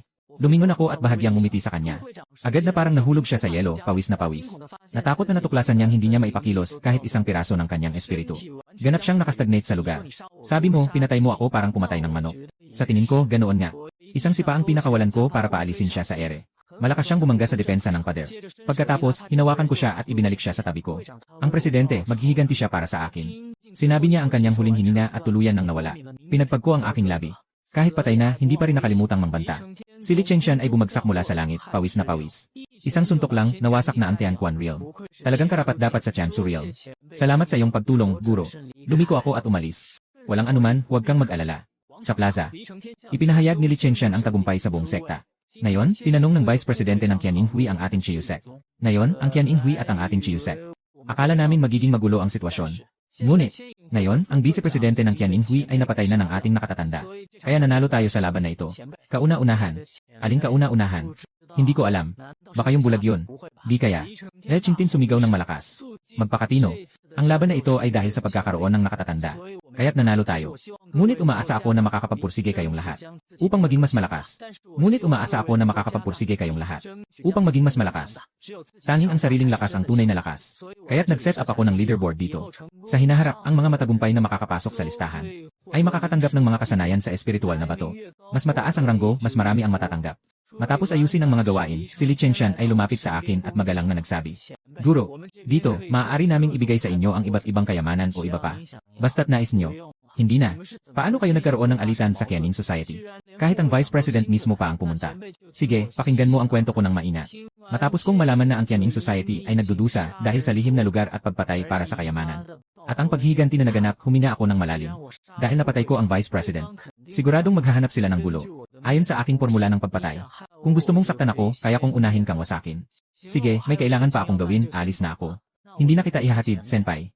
Bigla akong nawala sa aking kinaroroonan. Lumapit si Lu Jeng at nagtanong. Umalis na ba ang senpai? May nakumbinsi ka na bang senpai? Mahigpit na nagbabala si Li Chengxian. Tandaan mo, huwag nang magsalita ng ganyan sa hinaharap. Nakikita kong ayaw ng nakatatanda na sumali sa anumang puwersa. Kaya huwag nang magsalita ng ganyan. Huwag mong sadyang ma-offend ang nakatatanda. Dapat mong tandaan. Kapag nakatagpo ka ng taong mas malakas sa'yo, dapat kang maging mainat sa iyong mga salita at kilos. Naiintindihan ko na, Munggo. Punta na tayo sa pag-imbestiga sa mga nasira nating kasanayan. Guru, sa napakainat na tagong headquarters ng Qianing Hui. Ang Pangulo. Patay na ang pangalawang Pangulo. Si Qinyi, Pangulo ng ikasyam na antas ng Tianji. Nakaupo ng walang pakialam, ang tingin ay biglang naging malamig. Patay na. Binigyan ko siya ng kayamanan ng langit. Ang punong guro ng Chai Yusek ay nasa parehong antas niya. Paano siya mapapatay? Baka may ibang matatanda sa Chai Yusek na buhay pa. Hindi dapat ganun. Nervyos na ulat ng disipulo. Ayon sa balitang na ipadala ng Vice Pangulo bago siya namatay. Hindi siya ang pumatay kay Zhao Zongzongzhu. Ayon sa kanya, ang taong ito ay bulag. Nasuot ng puting mahahabang kasuotan. May itim na tela na nakatakip sa mata. Nasuot ng puting mahaba ring kasuotan. May itim na tela na nakatakip sa mata. Nakapunot ang noo ni Qinyi. Kahit sino man siya. Kung bulag siya, hanapin mo siya para sa akin. Ibalita mo sa akin ang kanyang kinaroroonan. Ako mismo ang papatay sa bulag na ito. Pagkatapos niyang magsalita, isang disipulo ang nagmamadaling pumasok. Ulat, may umaatake sa labas. Sinasabi nilang wawasakin ang buong Qianing Hui. Sinabi rin nilang pinatay niya ang vice-presidente at gusto ng presidente na lumabas. Biglang nagbago ang ekspresyon ni Qinyi at agad na nagutos. Ipagbigay alam sa lahat na pumunta sa harap ng pintuan ng Qianing Hui. Sabihin sa kanila na may malaking kalaban na umatake. Sa labas ng malaking pintuan ng Qianing Hui. Ako ay nakaupo ng relaxed sa upuan at mumiti. Tinitignan ang harap na puno ng bangkay. Natakot na ayaw magsalita ang mga mamamatay tao. Talaga bang darating ang boss nyo? Hindi kaya natakot ka at ayaw mong dumating? Biglang bumaba si Qinyi mula sa langit. Sabay-sabay nilang sigaw, Presidente. Itinaas niya ang kamay niya upang magpahintulot at magpatahimik. Ngunit walang naaninag na kahit anong espiritu. Bumaba siya mag-isa. Hindi ko alam kung dapat kitang tawaging handa o walang takot. O matapang pero walang plano. Akala mo ba ay kakainin ko ang mga gulay? Nagtaka ako ng 2 segundo. Hindi ba't gusto ninyo ng karne? Nagmukhang nagalit si Qinyi. Sige na. Hindi na ako magbabalat bunga. Simula ngayon, mawala na kayo, mga tao ng Qianing Hui. Sa sobrang galit, umiti si Qinyi at unti-unting lumutang. Kinuha ko lang mula sa lupa ang isang tuwid na kahoy na kawayan. Para labanan ang mga taong ito, hindi pa ako karapat-dapat na maglabas ng espada. Haha, malupit ang tingin ni Qinyi, buong lakas ang apoy. Biglang sumabog ang nakakatakot na presyon mula sa siyam na antas ng Tianji Realm. Sa harap ng presyon na inilalabas ni Qinyi, ako ay nanatiling kalmado, parang tubig. Dahan-dahan kong itinaas ang kahoy na kawayan sa aking kamay. Dahan-dahan siyang humakbang sa harap ng mga tao. Hindi alam ni Qinyi kung ano ang nangyayari. Ang presyon ng espada na ito ay hindi nagbigay sa kanya ng kahit anong pagnanais na lumaban. Sa bawat lugar na kanyang nadaanan, walang buhay na natira. Ang mga burol sa loob ng 10 milya ay naging patag. Maliban sa kanya, ang lahat sa Qianing Hui ay naglaho na parang abo. Plop! Nilig na nakaluhod si Qinyi. Hindi niya mapigilan ang pagdaloy ng mga luha. Hindi niya naintindihan. Paano may tao na kayang maglabas ng ganitong lakas ng espada? Gamit lamang ang isang pirasong kahoy. Hindi niya mapigilan ang pagdaloy ng mga luha. Hindi niya naintindihan. Paano may tao na kayang maglabas ng ganitong lakas ng espada gamit lamang ang isang pirasong kahoy? Maaaring maglabas ng ganitong kalakas na enerhiya ng espada. Nanginginig siyang tumingala. Nakikinig sa mga hakbang kong papalapit. Bawat hakbang ay nagpapalakas ng kanyang takot. Sino ka ba talaga? Matinding pinipigilan niyang magtanong sa takot. Lumapit ako sa kanya at inilagay ang kahoy sa aking balikat. Ako nga. Isa lang akong bulag na mahilig maglakbay sa mundo. Tumingin si Qinyi sa itim na tela sa harap ko. Patuloy na tumataas ang lamig kaya pinabayaan ko na ang paglaban. Kung papatay ka, bilisan mo na. Umiti ako ng may pangakit at bahagyang lumuhod. Alam mo, Ming, maaari ko pang buhayin ang mga tao. Sa oras na yon, papatayin kita, bubuhayin ka ulit at papatayin ka muli. Patuloy na gagawin ito sa iba't ibang paraan para maramdaman mo ang sakit ng kamatayan. Pagkatapos, babasahin ko ang iyong alaala. Hahanapin ko ang mga taong mahalaga sa iyong buhay. At sa harap mo, bubuhayin ko sila. Patuloy na pinapahirapan at pinapatay sila. Sa tingin mo, magiging masaya ba ito? Ikaw na demonyo. Hahaha. Tumawa ng malakas si Kinyi sa loob ng ilang sandali. At bigla siyang natakot hanggang sa mawalan ng malay. Inilatag ko ang aking mga kamay. Sa totoo lang, inaalaska ko lang siya. Sige na. Bumalik sa Yanyu City para mag-ayos ng mga bagay. Saan tayo susunod? Pumunta tayo sa Kedenge. Bumalik sa Vendenge at ayusin ang mga bagahe. Sa daan patungo sa pinto ng lungsod, narinig ko ang mga tao na nag-uusap. Sabi niyo, totoo ba ang Qianinhui? Hindi ko alam. Pakiramdam ko, hindi ito posible. Alam mo ba na ang punong tanggapan ng Qianinhui? Hindi nila mahanap kahit sa headquarters ng Shenzhou. Paano kaya mahahanap ng isang bulan? Narinig ko lang naman. Naalala mo ba noong umaga? Hindi ba may matinding aura na lumabas sa langit? Natatakot talaga ako noon. Sabi nila, dahil sa aura na yon, mapapawi ang Qianinhui. Alam mo ba kung sino ang boss ng mga naglalabas ng impormasyon? Hindi ko alam. Sabi nila, isa siyang bulan. Nakabanda na siya sa mata. May hawak siyang tungkod. Iyon lang ang alam ko. Mukhang naibalita na rin ang lokasyon ng headquarters ng Qianin Society. Pero di ko alam kung totoo o hindi. Maaaring kailanganin ng ilang araw para malaman. Tumingin ang mga tao sa akin at tahimik na nagsabi. Baka siya na nga yon. Hindi ko rin alam. Siyempre, maraming bulag ang ganito ang kasuotan. Walang pakialam kung siya nga o hindi. Basta huwag na lang siyang galawin. Kung sakaling manalo, tapos na ang lahat. Nakikinig sa usapan, umiti ako ng bahagya. Ako ang nagpasabog ng balitang mapapawi ang Qianin. Walang pangalan, puro hitsura lang. Gusto kong takutin ng tao ang hindi alam na bulag na ito. Pagdating sa pintuan ng lungsod, tinanggihan ko ang lahat ng tulong na pakikisama. Bitbit ang bag, umalis ako sa Yanyu City. Paglipas ng 3 araw, nauupo ako sa karwahe papunta sa Wuji City. Ang kabayo ay kusang tumakbo ng mabilis, alam ang daan. Hinawakan ko ang tiyan ko. Gutom na ako. Hindi ko alam kung may inn sa paligid. Huminto sana tayo para kumain ng tanghalian. Huminto ang karwahe sa harap ko. May malakas na boses na sumigaw. Binuksan ko ang pinto at tumingin. 6 o 7 nakamaskarang lalaki ang may dalang itak at humarang. Nang makita nilang ako'y isang karaniwang bulag, agad silang nawalan ng gana. Talagang malas. Akala nila makakapag-hold up sila ng mayamang tao. Nagkunwari akong walang alam at nagtanong. Mga Ginoo, ano po ang maitutulong ko? Yung leader ay kumaway. Walang problema, pwede ka nang umalis. Bumalik sa karwahe, tahimik akong natawa. Yung mga tulisan na ito, may prinsipyo pa sa pagnanakaw sa mayayaman. Nakakatawa rin. Habang iniisip ko, may narinig akong mabilis na boses mula sa labas. Batang ito, huwag tumakbo. Inusisa ko ang ulo. Isang kaakit-akit at magandang binata ang hinahabol. Bata, malalaman mo ang halaga ng pagiging bayani. Ang humahabol ay kumikislap sa gintong liwanag. Nasa 5 antas ng Yung. Ang lalaking hinahabol, si Jen Sinyuan, ay lumingon. 5 antas ng Yung. Shit, medyo naging mahirap ito. Nasa 3 antas na ako ng Yuemin. Pumunta siya malapit sa aking karwahe. Nakita ni Jen Sinyuan na bulag ako. Pinilit niyang isubo ang mga salitang humihingi ng tulong. Malinaw na ayaw niyang maging pabigat sa akin. Pinilit niyang isubo ang mga salitang humihingi ng tulong. Malinaw na ayaw niyang maging pabigat sa akin. Nakita mo na akong bulag, wala ka ng hiniling na tulong. Hindi ko akalain na makikita kita ngayon. Napakaraming tao na hindi akma sa katwiran. Nagpa siya akong gumawa ng kabutihan. Si Jiang Sinyuan ay napilitang mapunta sa gilid ng bangin. Kapatid, hindi mo na kailangang maging ganito kabrutal. Para lang habulin ako, halos 15 milya na ang nilakad mo. Hindi ka ba napapagod? Bata, ang maging bayani at tumulong sa iba ay may kapalit. Mamatay ka. Nang sila ay handa ng maglaban. Bigla akong lumitaw at sinipa si Ruify na humahabol. Ipinakita ang presensya ng 7 antas ng Yuanming. Totoo na ang pagiging bayani ay may kapalit. Ngunit hindi pwedeng walang gumawa. Kung may nagpa siya ng gawin yon, ibig sabihin ay may kabuluhan ito. Yung lalaki ay malakas na sumuka ng dugo, takot na takot ang mukha. Tumalikod siya at tumakbo. Agad na nagsalita si Jiang Sinyuan. Kapatid, hindi mo ba siya susundan at papatayin? Paano kung maghanap siya ng tao para maghiganti sa iyo balang araw? Hindi siya makakatakas. Bigla kong itinapon ang kahoy na tungkod. At isang iglap ay tinusok ang katawan ng lalaking iyon. Hindi makapaniwala si Jiang Sinyuan habang tinitingnan ako. Nagpasalamat siya at nagbaba ng ulo. Salamat sa pagtulong, kapatid. Dito ako nagpapasalamat. Umingiti ako ng bahagya. Ayos lang. Ang interesting mo namang tao ka. Kaya gusto kitang tulungan. Saan ka pupunta pagkatapos nito? Pupunta ka ba sa Wuji City? Sama ka ba? Ako rin balak ko ring bumalik sa Wuji City. Sige, samahan na lang kita sa biyahe. Walang masyadong ginagawa mag-isa. Ngayon may kasama na akong makipag-usap. Inanyayahan ko siyang sumakay sa karwahe. Ikaw lang ang nasa karwahe. May problema ba? Alam ba ng kabayo kung saan ito pupunta? Umiti ako. Ang kabayong ito ay hindi pangkaraniwang kabayo. Alam nito kung nasaan ang daan patungo sa Wujicheng. Pagkaupo niya, nagtanong siya ng may paggalang. Hindi ko pa natanong ang pangalan mo. Mo Qingyu. Ikaw. Ako si Jiang Sinyuan, sana'y magtulungan tayo. Sabi na, kuya mo. Anong nangyari sa mga mata mo? May problema na sa mga mata ko noong bata pa ako. Pero mahirap ang pamilya, walang pambili ng gamot. Unti sa huli, unti na siyang unti nang nawawala. Sobrang sayang talaga nyon. Sayang nga. Kasi mas maganda kung hindi mo nakikita ang ilang bagay. Sobrang sayang talaga nyon. Sayang nga. Kasi mas maganda kung hindi mo nakikita ang ilang bagay. Habang nakikipag-usap, hinahawakan ko ang tiyan ko. Alam mo ba kung may restaurant dito sa paligid? Gutom na ako. Parang wala. Kasi nandito tayo sa malalim na gubat. Minsan, may mga tulisan na lumalabas. Kaya walang gustong magtayo ng tindahan dito. Yung mga may kakayahan, ayaw din dito sa ganitong gubat. Magbukas ng inn o restaurant. Pagdating natin sa Kayenye, ako ang taya sa pagkain kay mo. Bilang pasasalamat na rin sa tulong ni mo. Kaya't pagpasok natin sa lungsod, ayusin na natin ang lugar na kakainan. Sa gabi, nagsimula tayong magluto ng isang wild boar.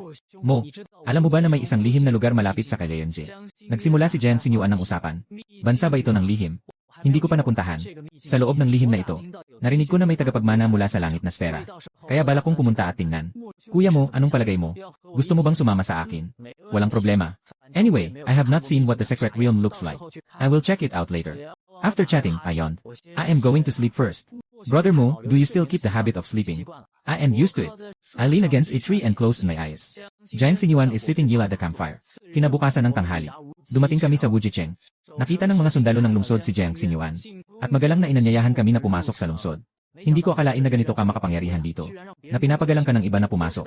Puro respeto lang ng lahat yan. Walang kasing galing na sinasabi mo. Nakaayos na ang karwahe, naglalakad kami sa kalye. Maraming tao ang bumabati sa kanya. Akala ko'y simpleng may kapangyarihan ka lang. Hindi ko inasahan na ganito kasikat sa mga tao. Puro mga kapitbahay lang ang nagbibigay galang. Nagtatawa ako sa isip ko. Alam ko na nang pumasok kami sa bayan. Ang pinuno ng Wujicheng ay may apelyidong Jiang. Huwag kang tumingin sa akin, Mo. Ramdam ko na parang may malamig na hangin na tumatama sa akin. Sige na, magsimula na tayong kumain. Gutom na ako. Tama ka, gutom na rin ako. Pumunta kami sa e-room sa ikalawang palapag ng Shenyao Restaurant. Matapos mag-order, nagsalita si Jiang Sinyuan tungkol sa mga seryosong bagay. Yung lihim na lugar ay dati nang naroon. Ngunit noon ay may mga limitasyon na hindi makapasok. Ngunit kamakailan, ang mga limitasyon ng lihim na lugar na yon ay malapit ng masira. Ngunit kamakailan, ang mga limitasyon ng lihim na lugar na yon ay malapit ng masira. Narinig ko na bukas. Lahat ng puwersa mula sa Shenzhou ay magkakaroon ng mga tao na pupunta roon. Halimbawa, ang tatlong makapangyarihang puwersa sa Chenyuan Continent ay medyo misteryoso. At ang apat na pangunahing sekta sa Shenzhou at iba pa. Yung lihim na lugar, narinig ko na ito mula sa iba. Na ito ay iniwan ng isang makapangyarihang tao mula sa Tianzuan Realm. Doon, malamang ay may mga pamana siya. Nakita ang aking walang kibo na ekspresyon, nagtanong siya ng may pag-usisa. Sabi na, talagang gusto kong malaman ang isang bagay. At iyon ay kung ano ang talagang nakakaakit sa pansin ni brother mo. Maraming bagay ang makakakuha ng aking atensyon. Ngunit kakaunti lamang. Maaaring tao ito o anumang bagay. Ngunit ang mahalaga ay interesado ako. Kailan tayo alis bukas? Saan tayo magkikita? Bukas ng tanghali, hihintayin kita sa pintuan ng lungsod. CJ, matapos ang pagkain, naghanap ako ng isang maliit na inn. Kinabukasan, nagising ako. Nagsuot ako ng itim na mahabang damit. Parang isang madilim na mamamatay tao. Pumunta ako sa pintuan ng lungsod para magkita. Tara na, Jiang. Sa tingin ko, marami ng tao sa lihim na lugar ngayon. Mabilis na mawawasak ang mga hadlang ng lihim na lugar. Okay, pupunta tayo sa Bayenye. Napansin ko na may isang matandang nasa Yinjing na ikalimang antas. Nalihim na nagproprotekta kay Jiang Sinyuan. Siguro ay nasa bahay niya. Huminto tayo ng 1 milya mula sa lihim na lugar. Dito na tayo, huwag na tayong magpatuloy. Sinasabi ba na ang lihim na lugar na ito ay pwedeng pasukin ng lahat? Ang lihim na lugar na ito ay para lamang sa mga nasa Yuheng Realm. Ang mga sumusunod ay maaaring pumasok. Ang mga tao sa Yuheng Realm at sa itaas. Kung lumapit sa lihim na lugar, sila ay itataboy. Kung gusto mong pumasok ng sapilitan, ang lihim na lugar ay agad naguguho. May isang tao sa Yuheng Realm na sinubukan ito dati. Nang siya ay magpahayag ng lakas, ang lihim na lugar ay biglang nagsimulang gumuho. Ang iyong tunay na antas. Automatic na sususugan ng lugar na ito ang iyong tunay na antas. Kaya kahit babaan mo pa ang iyong cultivation, wala pa rin itong silbi. Ah, ganito pala yun. Sa ngayon, huwag muna tayong magmadaling pumasok. Ako, hehe, ngumiti. Naintindihan ko ito. Maghintay muna tayo hanggang makapasok ang mga malalakas na grupo, saka tayo pumasok. Kahit na hindi tayo makakuha ng pamana. Ngunit makakahanap din ng ibang magagandang bagay. At sa pagkakataong ito, may iwasan din ang pag-aaway sa iba't ibang puwersa ng Shenzhou. Si Jiang Sinyuan ay may mukha ng paghanga. Si brother mo ay parang bulit sa aking tiyan. Napakaalam mo talaga. Kailangan yan. Tumingin ako sa pasukan ng lihim na lugar. Nandoon din si Lu Jeng ng Chai Yuzong. Mok Sayong. Kilala mo si Ginoong Lu. Ipinatong ko ang tungkod sa aking bewang. Hindi naman kami masyadong magkakilala, nagkita na kami ng ilang beses. Tumingin si Jiang Sinyuan sa mga batang henyo sa harapan at nagbuntong hininga. Talagang maraming talento sa bansa. Pagkatapos ng ilang taon, muling darating ang panahon ng mga labanan. Makakaya bang talunin ang Fumuzong? Mayroon silang mga laban ng sekta. Ito ay hindi tuwirang magtatakda ng kanilang pamamahagi ng yaman. Dahil ang mga nangunguna ay kumakatawan sa mas may potensyal na mga tao ng sekta. Kaya't mas marami silang yaman. Habang nag-uusap, may narinig na sigaw mula sa unahan. Bukas na ang lihim na lugar. Agad na pumasok ang mga pangunahing puwersa. Pagkatapos ay sakalang naglakas loob ang mga nag-iisang naglalakbay.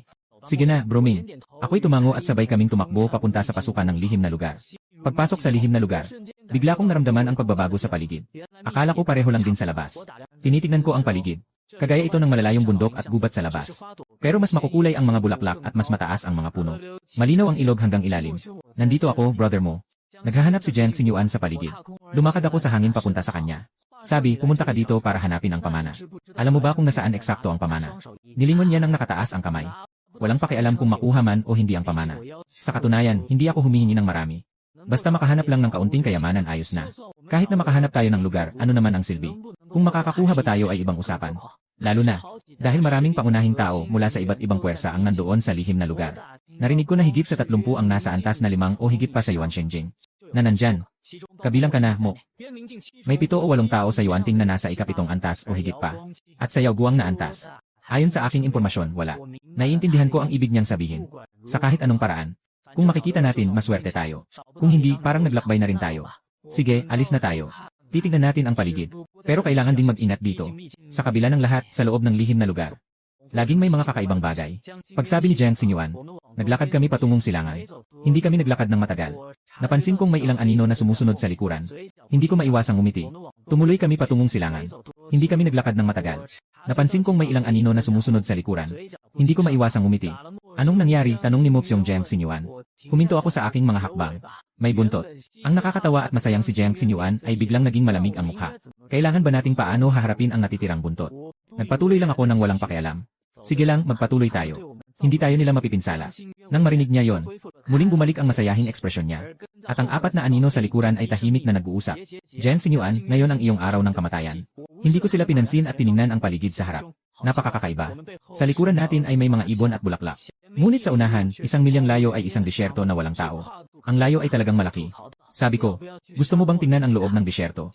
Si Jiang Xingyuan ay nagkunot ng noo at pagkatapos mag-isip ng sandali ay umiling. Sige na, ayaw kong sumubok ng panganib na ito. Lumiko siya at naglakad pabalik. Pinagmasdan ko ang disyerto at tumawa ako ng masaya. Talagang napakamapanlin lang ng may-ari ng lihim na lugar na ito. Sadyang inilagay ang lugar ng pamana sa loob ng disyerto. Hindi pa ako nakalakad ng 2 hakbang pabalik. Napalibutan kami ng 4 na tao. 3 nasa ika-3 antas ng Yuanming. 1 nasa ika-5 antas ng Yuanming. Mayroon bang kailangan kayong sabihin? Alam ko na pero nagtatanong pa rin. Walang sinayang na salita, agad silang umatake.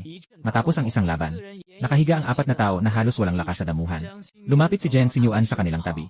Nakakainis na ngiti at tanong. Ikaw ba ang ipinadala ni Chen Anzi? Tumahimik ang 4 na tao.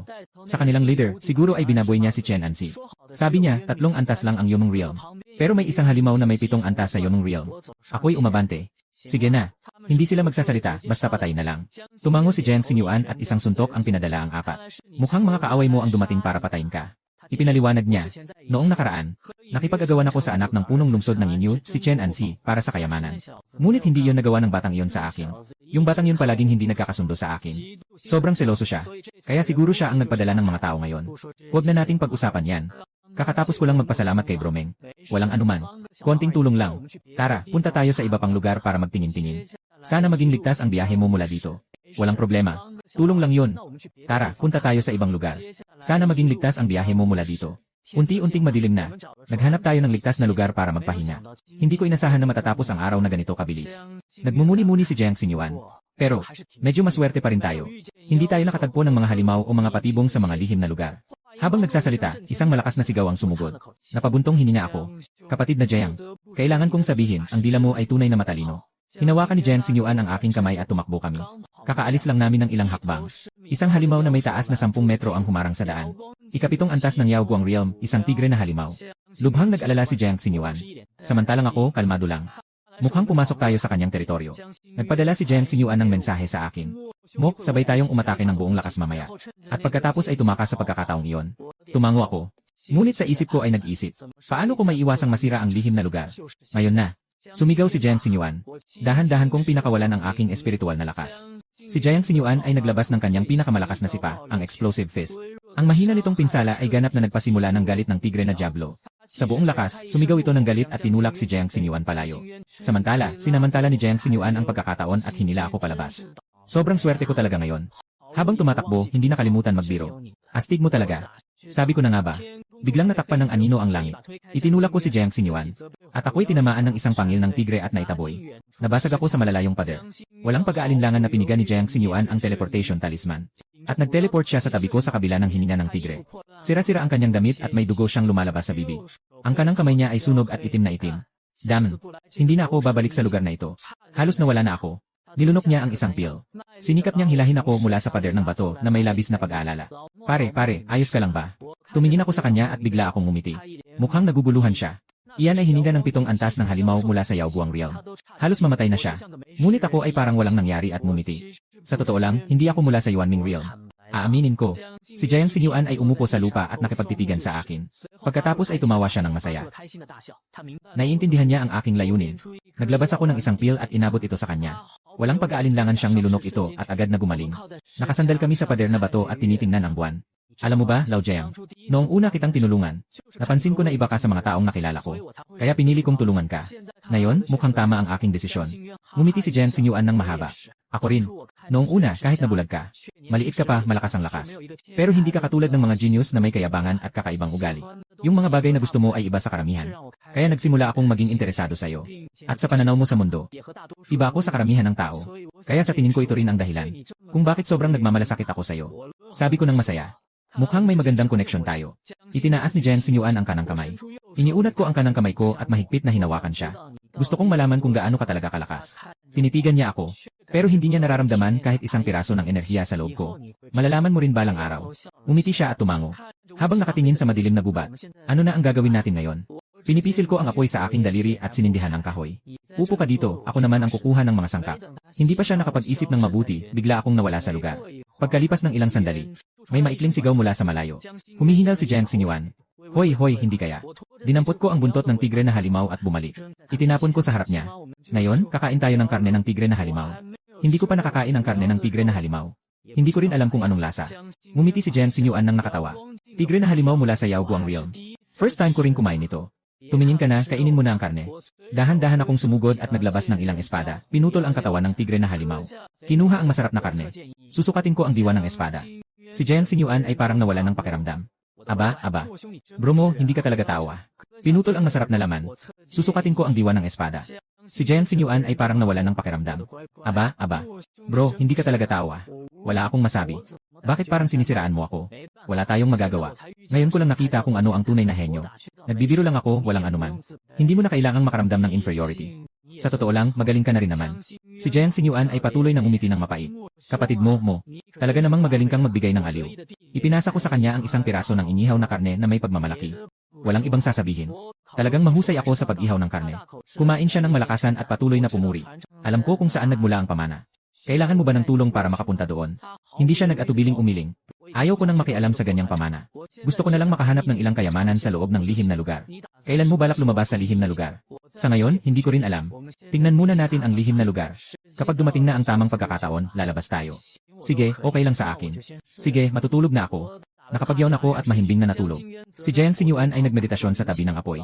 Si Old Mo ay nagising na. Dahil sa pagkalito, dahan-dahan akong bumangon at nag-unat. Umaga na.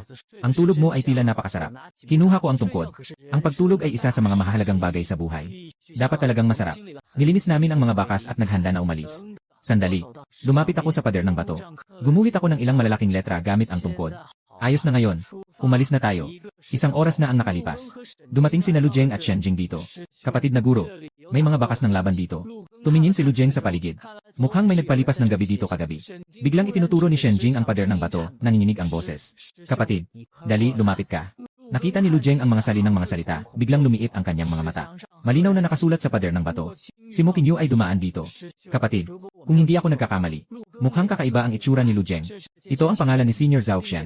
At mukhang bagong katiting ang bakas na ito. Hindi makapaniwala si Shen Jing. Hindi ba ang lugar na ito ay para lamang sa mga nasa ilalim ng yuheng? Kung pilit nilang pasukin ang lihim na lugar, hindi ba ito magreresulta sa pagbagsak? Sino ba ang sasagot sa tanong ko? Palaging nakakagawa ang senior ng mga bagay na hindi inaasahan ng iba. Sabi mo kung makatagpo tayo ng isang nakatatanda. Kailangan ba nating bumati? Agad na umiling si Lu Jeng. Kadalasan, ilang beses lang tayong nagkita ng nakatatanda. Para sa mga malalakas na hindi natin kilala, huwag tayong masyadong makialam. Agad na umiling si Lu Jeng. Kadalasan, ilang beses lang tayong nagkita ng nakatatanda. Tungkol sa mga hindi pamilyar na malalakas, huwag tayong masyadong makialam. Tara na, maglibot tayo sa ibang lugar. Achoo! Baka may nagsasalita sa likod ko. Pinunasan ko ang ilong ko. Biglang kumislap ang mga mata ni Jiang Xingyuan sa unahan. Dali, law mo. Lalapit ako. Nakatayo kami sa tuktok ng bundok. Sa ibaba ay isang napakalaking lawa. Sa gitna ng lawa ay may kumikislap na pilak na bulaklak. Ano ba yan? Nagulat si Jiang Xingyuan habang tinitingnan ako. Mo, hindi mo ba alam kung ano yan? Say ako. Hindi mo alam. Matagal na akong nandyan sa bundok. Kaya marami akong bagay na hindi alam. Ipinaliwanag niya. Ang bulaklak na ito ay tinatawag na mercury flower. Napakahalaga nito. Ito ay isang uri ng gamot na may pambihirang kalidad. Ang tiyak na layunin nito ay para sa paggawa ng elixir. Pero kung anong elixir ang gagawin, hindi ko alam. Sinuri ko ang ilalim ng lawa gamit ang aking espiritu. Kung gusto mong kunin ang bulaklak na yon, kailangan muna nating patayin ang dragon sa ilalim ng lawa. Gumamit si Giant Sinyuan ng kanyang espiritu upang suriin. Ang haba ng panahon, at mukhang natutulog pa ang dragon na yon, kinuha ko ang bato sa tabi ng aking paa. Huwag kang mag-alala, hindi siya kasing lakas ko.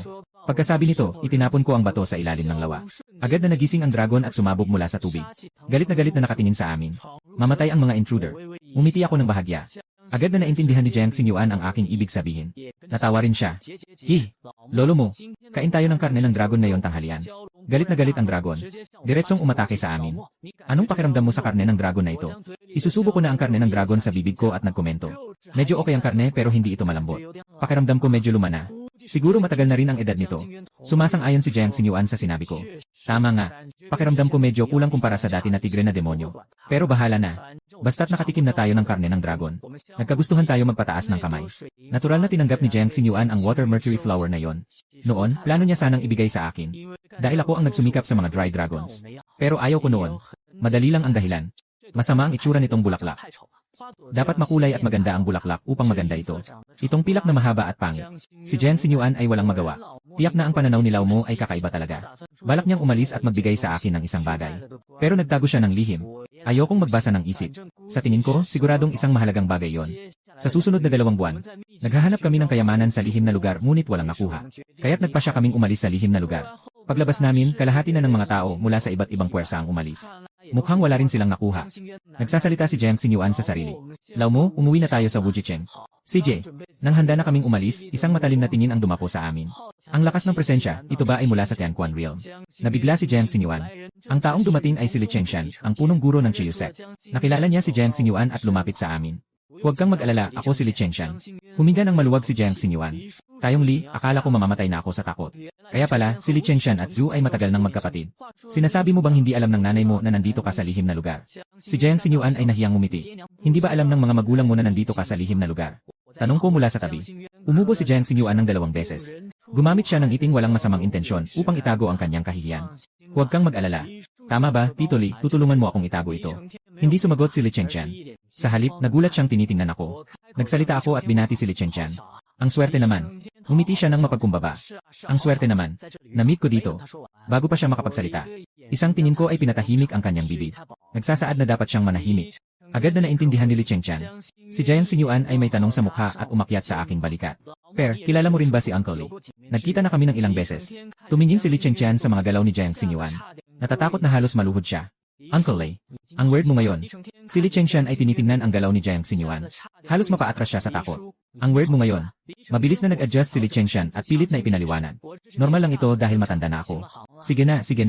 Magsimula na kayong umuwi. Huwag nang magtagal dito sa pasukan ng lihim na lugar. Sa daan pabalik sa Wujicheng, tinanong ni Jiang Xingyuan. Lao Mo, anong balak mo pagdating sa Wujicheng? Nag-isip ako ng ilang segundo. Balak kong magpatuloy munang mag-enjoy sa Wujicheng. Karamihan ng oras ko ay ginugol sa lihim na lugar. Wala pa akong napuntahan ng mga masayang lugar sa Wujicheng. Naging masigla si Jiang Xingyuan. Hi. Kaya sa oras na yon, ako ang pinakapamilyar sa buong Wujicheng. Maliban sa mga magulang ko. Sa Wujicheng, ako ang pinakaalam. Umiti ako ng tahimik. Tama naman, di ba? Sino ang nagbigay sa iyo ng karapatan bilang anak ng punong bayan? Walang magawa si Jiang Xingyuan. Tama nga, alam mo na. Sa mga ginawa mo sa Wujicheng. Agad kong nakita na iba ka na. Walang angkan na Jiang sa mga mayayamang pamilya ng Wujicheng. At tinatawag ka pa nilang boss o binata. Ang punong bayan ay may apelyidong Jiang din. Kaya't may isang posibilidad lang na ikaw ay anak ng Lakan. Jiang Xingyuan ay tumango at umamin. Tama nga. Kaya takot na takot ako na malaman ng nanay ko na pumasok ako ng lihim sa lihim na lugar. Tama nga. Pinatawag ko si Kinbo para makilala ka. Biglang lumitaw si Kinbo sa likod namin. Kinbo, ito si Mo Kinyu. Siya ang aking mabuting kaibigan. Bumabati ako. Kamusta? Ako si Mo Kinyu. Nagulat si Kinbo ng isang segundo. Nagpakita ng magiliw na ngiti. Kamusta? Ako ang tagapangalaga ng Young Master. Nagpadala sa akin ng mensahe ang Young Master. Salamat sa pagligtas sa binata sa loob ng lihim na lugar. Napansin ko ang pagdududa ni Kinbo sa aking pagkatao.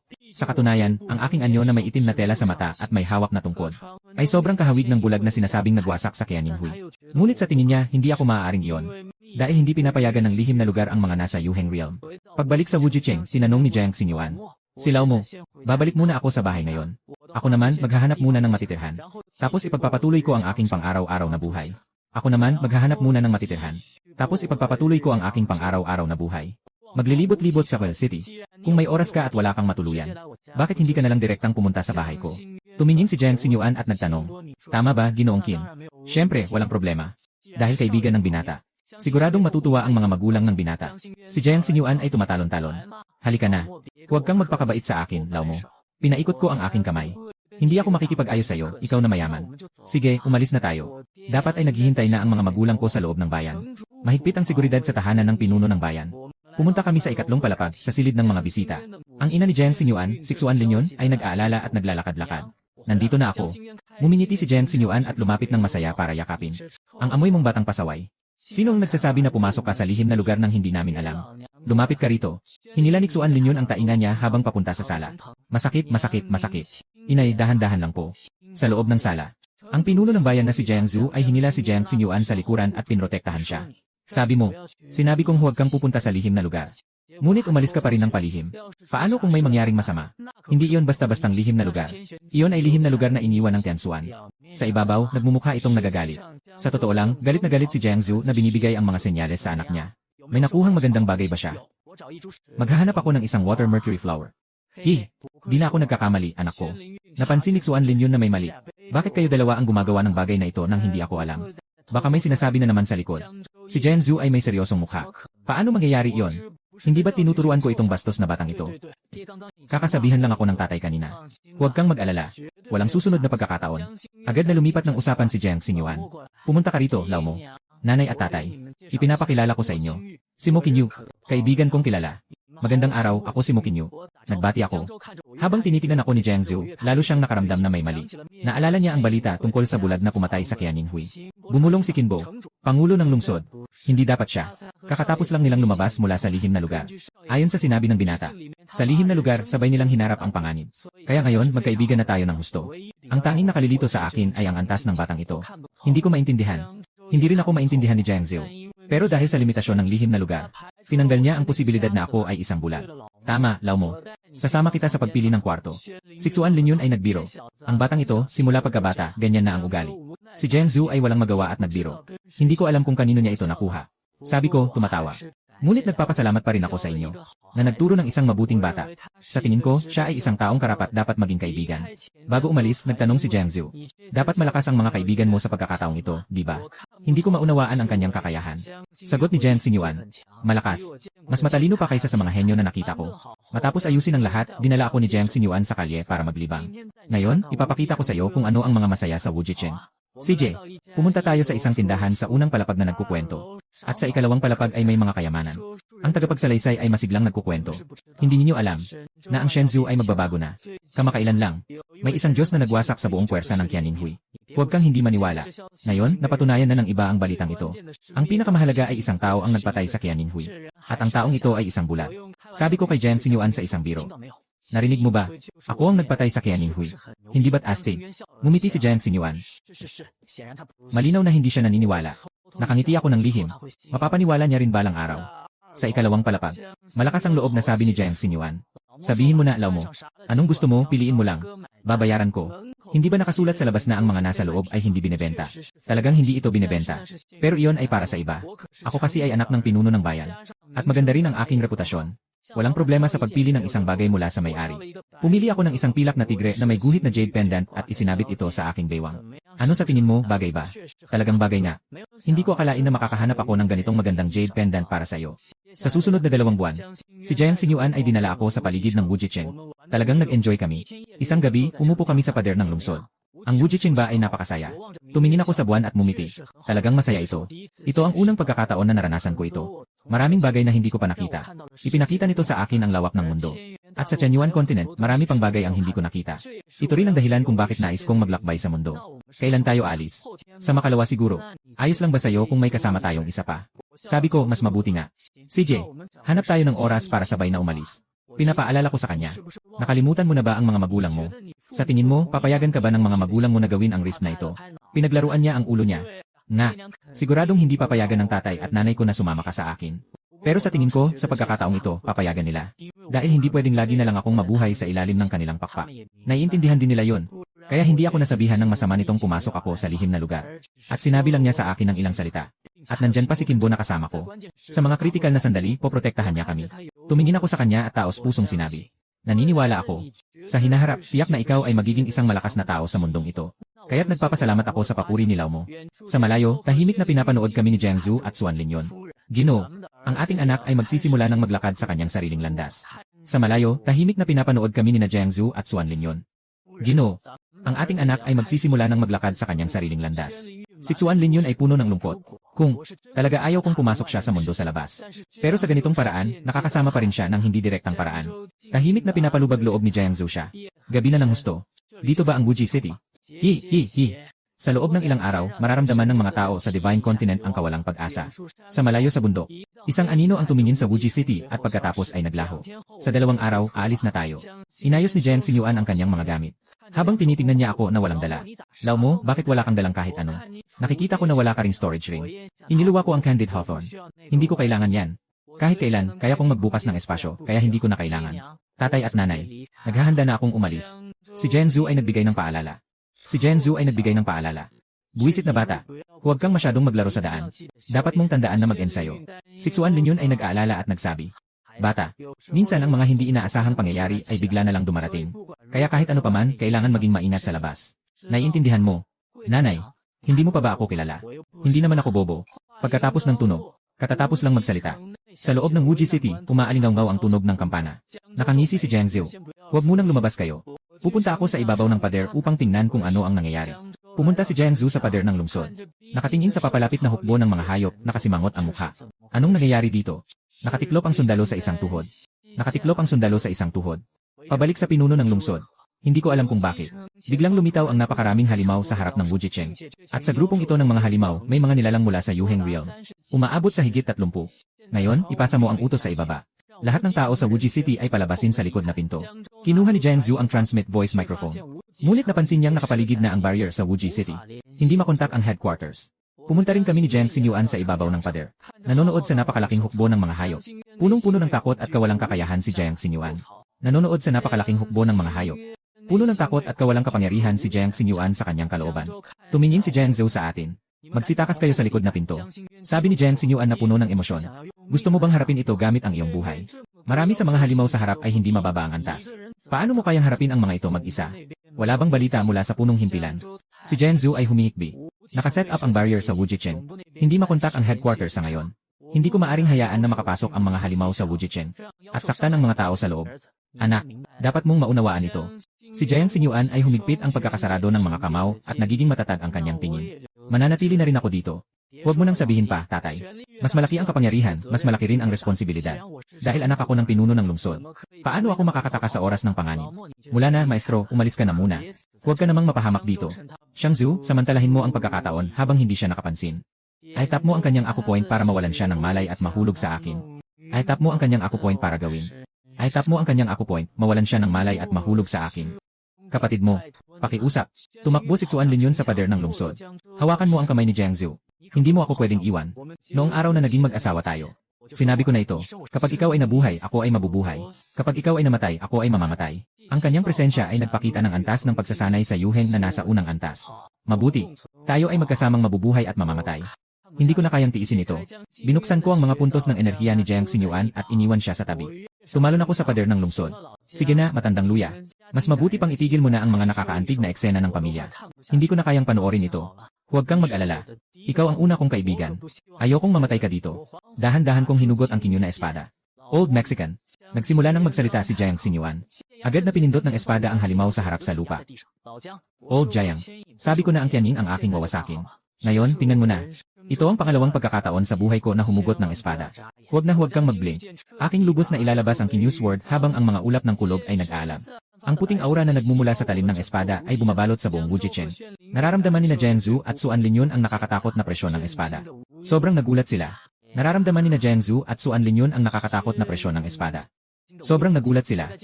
Nag-ipon ako ng espiritu ng langit at lupa sa talim ng espada. Ang hangin ay humihiyaw at ang kidlat ay kumikislap. Inangat ko ang aking Kinyu Sword at pinakawalan ito pababa. Dumaan ang liwanag ng espada at nanginginig ang kalikasan. Lahat ng mga halimaw ay naging abo sa ilalim ng espada na ito. Nahati ang langit sa dalawa. Si Jiangsu ay pawis na pawis at nakabuka ang bibig. Libu-libong halimaw ay biglang nawala sa hangin. Sa wakas ay naintindihan niya. Ang kaibigan ng kanyang anak. Ito pala yung hindi kayang pigilan kahit ng Tianshu na lugar. Ang pag-iral ng Grey Shadow Society. Si Jiang Xinyuan ay hindi na makapagsalita. Shit, pare, hindi ka nagbibiro, di ba? Tumingin ako sa kanya na may ngiti sa labi. Kailan ko bang sinabi na ito ay kasinungalingan? Dahan-dahang tumayo si Jiang Xinyuan. Hindi pa tuluyang nawala ang epekto ng pagpisil ng kanyang ama. Tatay, nangyari ang ambush mo. Ikaw, wala kang disiplina, matandang deng. Nagtataka si Jiang Zhu. Bata, ano bang sinabi mo kanina? Pagkatapos ay hinila niya ang kanyang manggas. Itinaas ang kamao, handang ipakita sa anak ang pagmamahal ng ama. Si Jiang Xinyuan ay tumalon at nagtago sa aking tabi. Hehe, tatay, kaya mo ba akong saktan? Ang bilis mong matuto sa pag-aasta ng mga aso sa ilalim ng tao. Biro ko. Siyempre, sabi mo aso ako. Lumiko ako at mahina kong sinabi, kaninong sagot yon? Si Jiang Zhu ay walang magawa at umiling. Itong batang masungit na ito ay may kakampi na ngayon. Hindi na siya matutulungan. Siksuan Linyon ay nanonood sa atin na nag-aaway. Mga luha ang dumadaloy mula sa kanyang mga mata. Agad na nagtanong si Jiang Zhu, anong nangyari, ginang? Nasa kanyang mga bisig Siksuan Linyon. Na parang nakaligtas sa panganib, sinabi niya. Akala ko talaga mamamatay tayo dito. Wala na bang masama? Huwag ka nang mag-alala. Maingat na pinapakalma ni Jiang Zhu. Siksuan Linyon ay lumabas mula sa kanyang mga bisig. Dumating sa harapan ko at biglang lumuhod. Nagtaka si Jiang Xinyuan. Malakas na sinaway ni Siksuan Linyon. Tumahimik ka. Ito ang ating utang sa mga nakatatanda. Ikaw din, yumuko ka sa akin. Si Jiang Zhu ay pumunta rin sa tabi niya at yumuko. Salamat sa pagtulong ng nakatatanda. Dapat mong malaman, hindi lang nila ang nailigtas ko, kundi pati ang libu-libo at milyon-milyong mamamayan ng Wuji City. Si Jiang Zhu ay tumayo at binabalaan si Jiang Xinyuan. Bilisan mo. Si Jiang Xinyuan ay nakaluhod na sana. Pero pinanatili ko siya sa ere. Ang lalaki ay may ginto sa tuhod. Lolo Jiang. Si Jiang Xinyuan ay tinitingnan ako na may luha sa mata. Medyo magulo ang itsura niya, gusto sanang yumakap sa akin. Iniiwasan ko siya ng may pag-ayaw. Nakita niya ito at agad na tumakbo papunta sa akin at niyakap ang aking hita. Uwawa, matandang Meksikano. Akala ko mamamatay na ako dito. May mukha akong may pagdududa habang hinihila ang aking mga binti. Pumunta ako sa harap ng mag-asawang Jiang at tinulungan silang bumangon. Nakapagturo kayo ng magandang anak. Nailigtas niya ang Wuji Cheng at kayo. Nagtinginan sina Jiang Zhu at Suan Linyon. Naiintindihan ko na ang ibig mong sabihin. Gumagawa lang ako dahil kay Jiang Xinyuan. Kung hindi ko papansinin ang buhay o kamatayan ng Wuji City. Nakikita ko ang anak kong nakayakap sa tuhod ko. Nasisiyahan sila pero may bahagyang pagdududa. Ngumiti si Jiang Xinyuan nang walang pakialam. Tama ba, tatay? Tingnan mo, anak ko, may pinag-ipunan na ba ako? Hahaha. Habang siya ay nagmamalaki, hindi naglalaho ang mga ulap ng kulog sa langit. Sa halip, lalo pang dumami. Isang malakas na tunog. Nakakuha ng atensyon ng apat. Ito ang batas ng langit. Nagulat si Jiang Zhu habang nakatingin sa lilang kidlat sa langit. Tumingala ako at tiningnan ang ulap na may kidlat na may ngiti. Gusto mo bang burahin ako? 3 tao ang nakatingin ng mabuti. Ang langit mismo ay bumaba para puksain ang tao. Itinutok ko ang hindi pa nakasaksak na kinyo na espada sa ulap na may kidlat. Kung sa tingin mo ako ay isang dayuhan, tanggapin mo na ang kapangyarihan ng dayuhan. Naiintindihan ko. Ang presyon na kakalabas pa lang ay sobrang lakas. Nararamdaman ng langit ang banta. Mas malakas ang aking kapangyarihan kaysa sa mundong ito. Kaya't hindi nito pinapayagan ang aking pag-iral upang hindi masira ang balanse. Mukhang iniisip mo na madali akong takutin. Humihikbi ako ng malamig. Pinagsama ang mga batas ng espasyo sa talim ng aking espada at isang saksak ang ginawa. Ang espasyo sa langit ay ganap na nahati. Lahat ng mga ulap ng kidlat ay biglang nawala. Ang pira-pirasong langit ay labis na nakakasilaw. Lahat ng mga ulap ng kidlat ay biglang nawala. Ang pira-pirasong langit ay labis na nakakasilaw. Si Jiang Xinyuan ay nanginginig na itinuturo ang langit. Mukhang medyo sobrang astig ang mga kaibigan ko. Hindi ko akalain na kayang tapusin ang daan ng langit.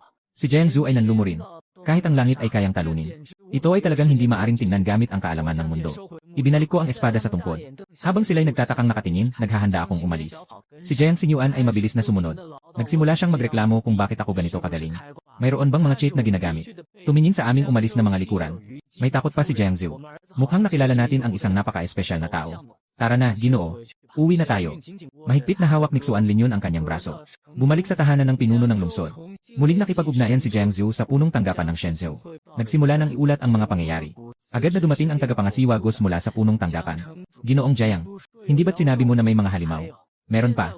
Ano ang sitwasyon ng mga ulap ng kidlat sa langit ng Wuji Cheng ngayon? Ibinahagi ni Jiang Zhu ang buong proseso. Dahil sinabi ko bago ako umalis. Kung may magtatanong, kahit na ipakalat ang aking pangalan, gusto kong malaman ng lahat na ako ay hindi basta-basta. Habang nakikinig si Gus, lalong dumadaloy ang pawis niya, direktang tumutulo. Kaya't nais kong tanungin ang nakatatandang iyon. Nasa ibang lugar siya kasama ng aking anak. Pinunasan ni Gus ang pawis. Sa tamang oras, ibabalik ko ang balita sa punong tanggapan. Tama nga. Alam mo ba kung ano ang apelyido ng matandang iyon? Ang pangalan ng matanda ay Mokinyo. Si Gus ay nag-isip. Sa isang banda, maliwanag na ang alon ng mga halimaw ay sinadyang pinasimulan ng Xuan Yuanzhou.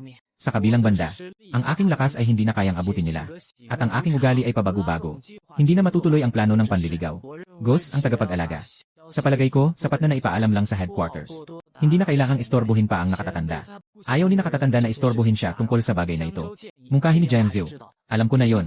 Bago umalis, paulit-ulit na pinaalalahanan si Ghost. Ginoong Jiang, umaasa ako na ang iyong anak ay hindi magdadala ng kapahamakan sa atin. Umaasa ako na ang iyong anak ay hindi magdadala ng kapahamakan sa ating bansa. Tama ba? Huwag kang mag-alala, may isip ang batang yon. Ginoong Jiang, umaasa ako na ang iyong anak ay hindi magdadala ng kapahamakan sa atin. Tama ba? Huwag kang mag-alala, may disiplina ang batang yon. Sa oras na ito, sa likod ng bahay ng syudad, si Jiang Xingyuan ay nakasandal sa aking balikat. Hahaha, bakit hindi mo sinabi na ganito kakagaling, Lao mo? Kapag lumabas ako, hindi na ako matatakot sa mga ito. Kung may gustong humampas sa akin, sasabihin ko na ang kuya ko ay si Mo Qingyu. Napangiti ako ng walang magawa. Sige na, aalis tayo mamaya. Tumigil si Jiang Xingyuan. Hindi na naglalaro ang kanyang ekspresyon, bahagyang nanginginig ang mga labi. Maaaring hindi ako makasama sa paglalakbay mo sa ngayon. Mahigpit ang pagkakapigil ng kanyang mga kamao, puno ng hindi pagkakasundo. Sa nakaraan, hindi ko naranasan ang ganitong sitwasyon. Ngayon ko lang ito naranasan at doon ko lang natuklasan. Nalaman kong ako'y napakahina. Nararamdaman ko ang hindi pagkakasang-ayon. Kailangan ng mga magulang ko para iligtas ang buhay ko. Wala akong maitutulong. Isang suntok ang ibinagsak niya sa puno. Kung hindi ako narito, siguradong mamamatay ang mga magulang niya sa Wujicheng. Sumiklab ang pakiramdam ng kawalang kapangyarihan sa kanyang puso. Tumingin ako sa kanya. Ibinato ko sa kanya ang isang jade na palamuti. Ito ay isang mikropono. Kung may mangyari, maari mo akong tawagin. Mahigpit na hawak ni Jiang Xingyuan ang jade na palamuti. Ang mga luha ay umiikot sa kanyang mga mata. Pinipigilan niyang huwag itong tumulo. Sa sandaling ito, siya ay may lakas at motibasyon upang magpatuloy. Umiti ako at humarap palayo. Tumingin si Jiang Xingyuan sa aking likuran. Sumigaw siya ng may matibay na tinig. Pupunta ako sa pagsasanay. At kapag sa tingin ko ay handa na ako, hahanapin kita. Hindi ako lumingon at tiyak na sumagot. Matandang Jiang, sana sa susunod na pagkikita, kaya mo nang tumayo sa sarili mong mga paa. Naghihintay ako sa iyo sa aking paglalakbay sa mundo. Matapos umalis sa Wujicheng, pumunta ako sa isang malalim na bundok. Hawak ko ang hangin sa tabi ko. At nagkaroon ng bitak sa espasyo na nagbukas ng isang itim na butas. Ipinapasok ko ang kamay ko. Hinila ko ang isang batang tao. Kamusta ka? Ang langit ng Chenyuan Continent. Nakangiti ako. Ang langit ay takot na takot at humihingi ng tawad. Nagkamali ako, Ginoo. Isipin mo na lang na ako ay isang utot at palayain mo ako, okay ba? Nakangiti ako. Si Tendao ay nagmamakaawa na puno ng takot. Nagkamali ako, Ginoo. Isipin mo na lang na ako ay isang utot at palayain mo ako, okay ba? Ibinagsak ko siya sa lupa. Ipinatong ang tungkod sa kanyang balikat. Si Tendao ay tuluyang bumagsak ang depensa sa isip at umiyak sa lupa. Huwag kang lumapit, huwag mo akong patayin. Lumuhod ako at sinampal siya ng isang beses. Huwag maingay. Ayaw ko ng ingay. Biglang huminto ang iyak. Nagsimula ng magpaka-cute at humingi ng tawad si Tendao. At ay isa o 0 halkicks 3 nakatuon sa puso. Sora, slap at sil isa o 0 halkicks 3. At siglo 0 hikicks 3 nakasarado ang mukha ni Tiandao sa pagkakaawa. Bakit mo naman ako muling saktan ngayon? Ayaw ko nang nagpapakita ng cute sa harap ko. Lalo na kung may balak na puksain ako. Agad na yumuko si Tiandao. Ginoo, iyan ay isang maliit na tao na hindi nakakaalam ng kanyang limitasyon. Nilingon ni Tiandao ang kanyang mga kamay, halatang nagsusumamo. Tumingin sa mukha nitong halatang naghihintay ng suntok. Hindi ko napigilan na humampas ng higit 10 beses. Sobrang saya ng makipaglaban. Ang saya-saya ko. Sige na. Nakakainis na ang hitsura mo. Umalis ka na. Parang nakatanggap ng malaking biyaya. Nagbaw ng ilang beses at mabilis na umalis. Wala nang sasabihin, oras na para umalis. Umaawit ako habang naglalakad patungong silangan. Nandoon ang lungsod ng mga daffodil. Hindi ko alam kung anong mga kasiyahan ang naghihintay sa daan. Punong tanggapan ng Shenzhou. Ano? Sabi mo, ako yon, yung pinag-usapan natin dati. Yung taong nagpatay sa Thousand Shadow Society. At saka, binaril pa niya ang langit. Grabe. Old Gu, alam mo ba kung ano ang sinasabi mo? Si Ichen, ang nag-iisang tagapangasiwa ng Divine Continent. Nagmamadaling naglalakad sa hall. Nasa 7th realm siya ng Chansuan. At isa siyang disipulo ng malakas sa Chansu realm. Hindi ka ba nakipag-away sa nakatatandang yon? Igalaw ni Gos. Huwag kang mag-alala. Hindi naman ako ganung klase ng tao. Tama, Direktor. Parang umalis na si Han Shuang sa Shuixian Cheng. Tumango si Ichen. Alam niyang nag-aalala si Gos na si Xuan Yuan ay aabala sa kanyang anak. Huwag kang mag-alala. Ang anak na babae ni Lao Lu ay kasama niya. Mayroon din silang amulet na ibinigay ko para sa kaligtasan. Kung masira ang amulet, malalaman ko agad. Ang anak na babae ni Lao Lu ay kasama niya. Mayroon din silang amulet na ibinigay ko para sa kaligtasan. Kung masira ang amulet, malalaman ko agad. Kaya huwag kang mag-alala tungkol sa kanila dalawa. Nagbigay siya ng utos. CJ, pagtawagin mo lahat ng nasa headquarters. Sabihin mong magtipon sa hall para mag-meeting. Nakalampas na ang mga tao mula sa Xuan Yuanzhou. Pumasok sila ng palihim sa ating Shenzhou, ayos lang sana. Pero nagdulot pa sila ng kaguluhan. Dapat na tayong umatake. Magpadala ng tao na lihim na pumunta sa Xuan Yuanzhou. At saka, palakasin ang depensa sa hangganan. Palakasin din ang mga pormasyon. Seryosong nagbigay galang si Gos. Nabigo ang punong himpilan sa Xuan Yuanzhao. Ang lalaki sa trono ay malamig na nagtanong. Ang nakasuot ng itim na tao na nagpasabog ng mga halimaw ay nanginginig na sumagot. Paumanhin, Ginoo. Ito ay dahil may lumabas na humarang. At siya ay napakalakas. Hinati pa nga niya ang langit.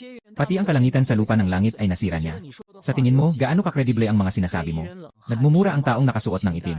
Pakiusap, bigyan niyo pa ako ng isang pagkakataon, Ginoo. Humihingal ang lalaki sa trono.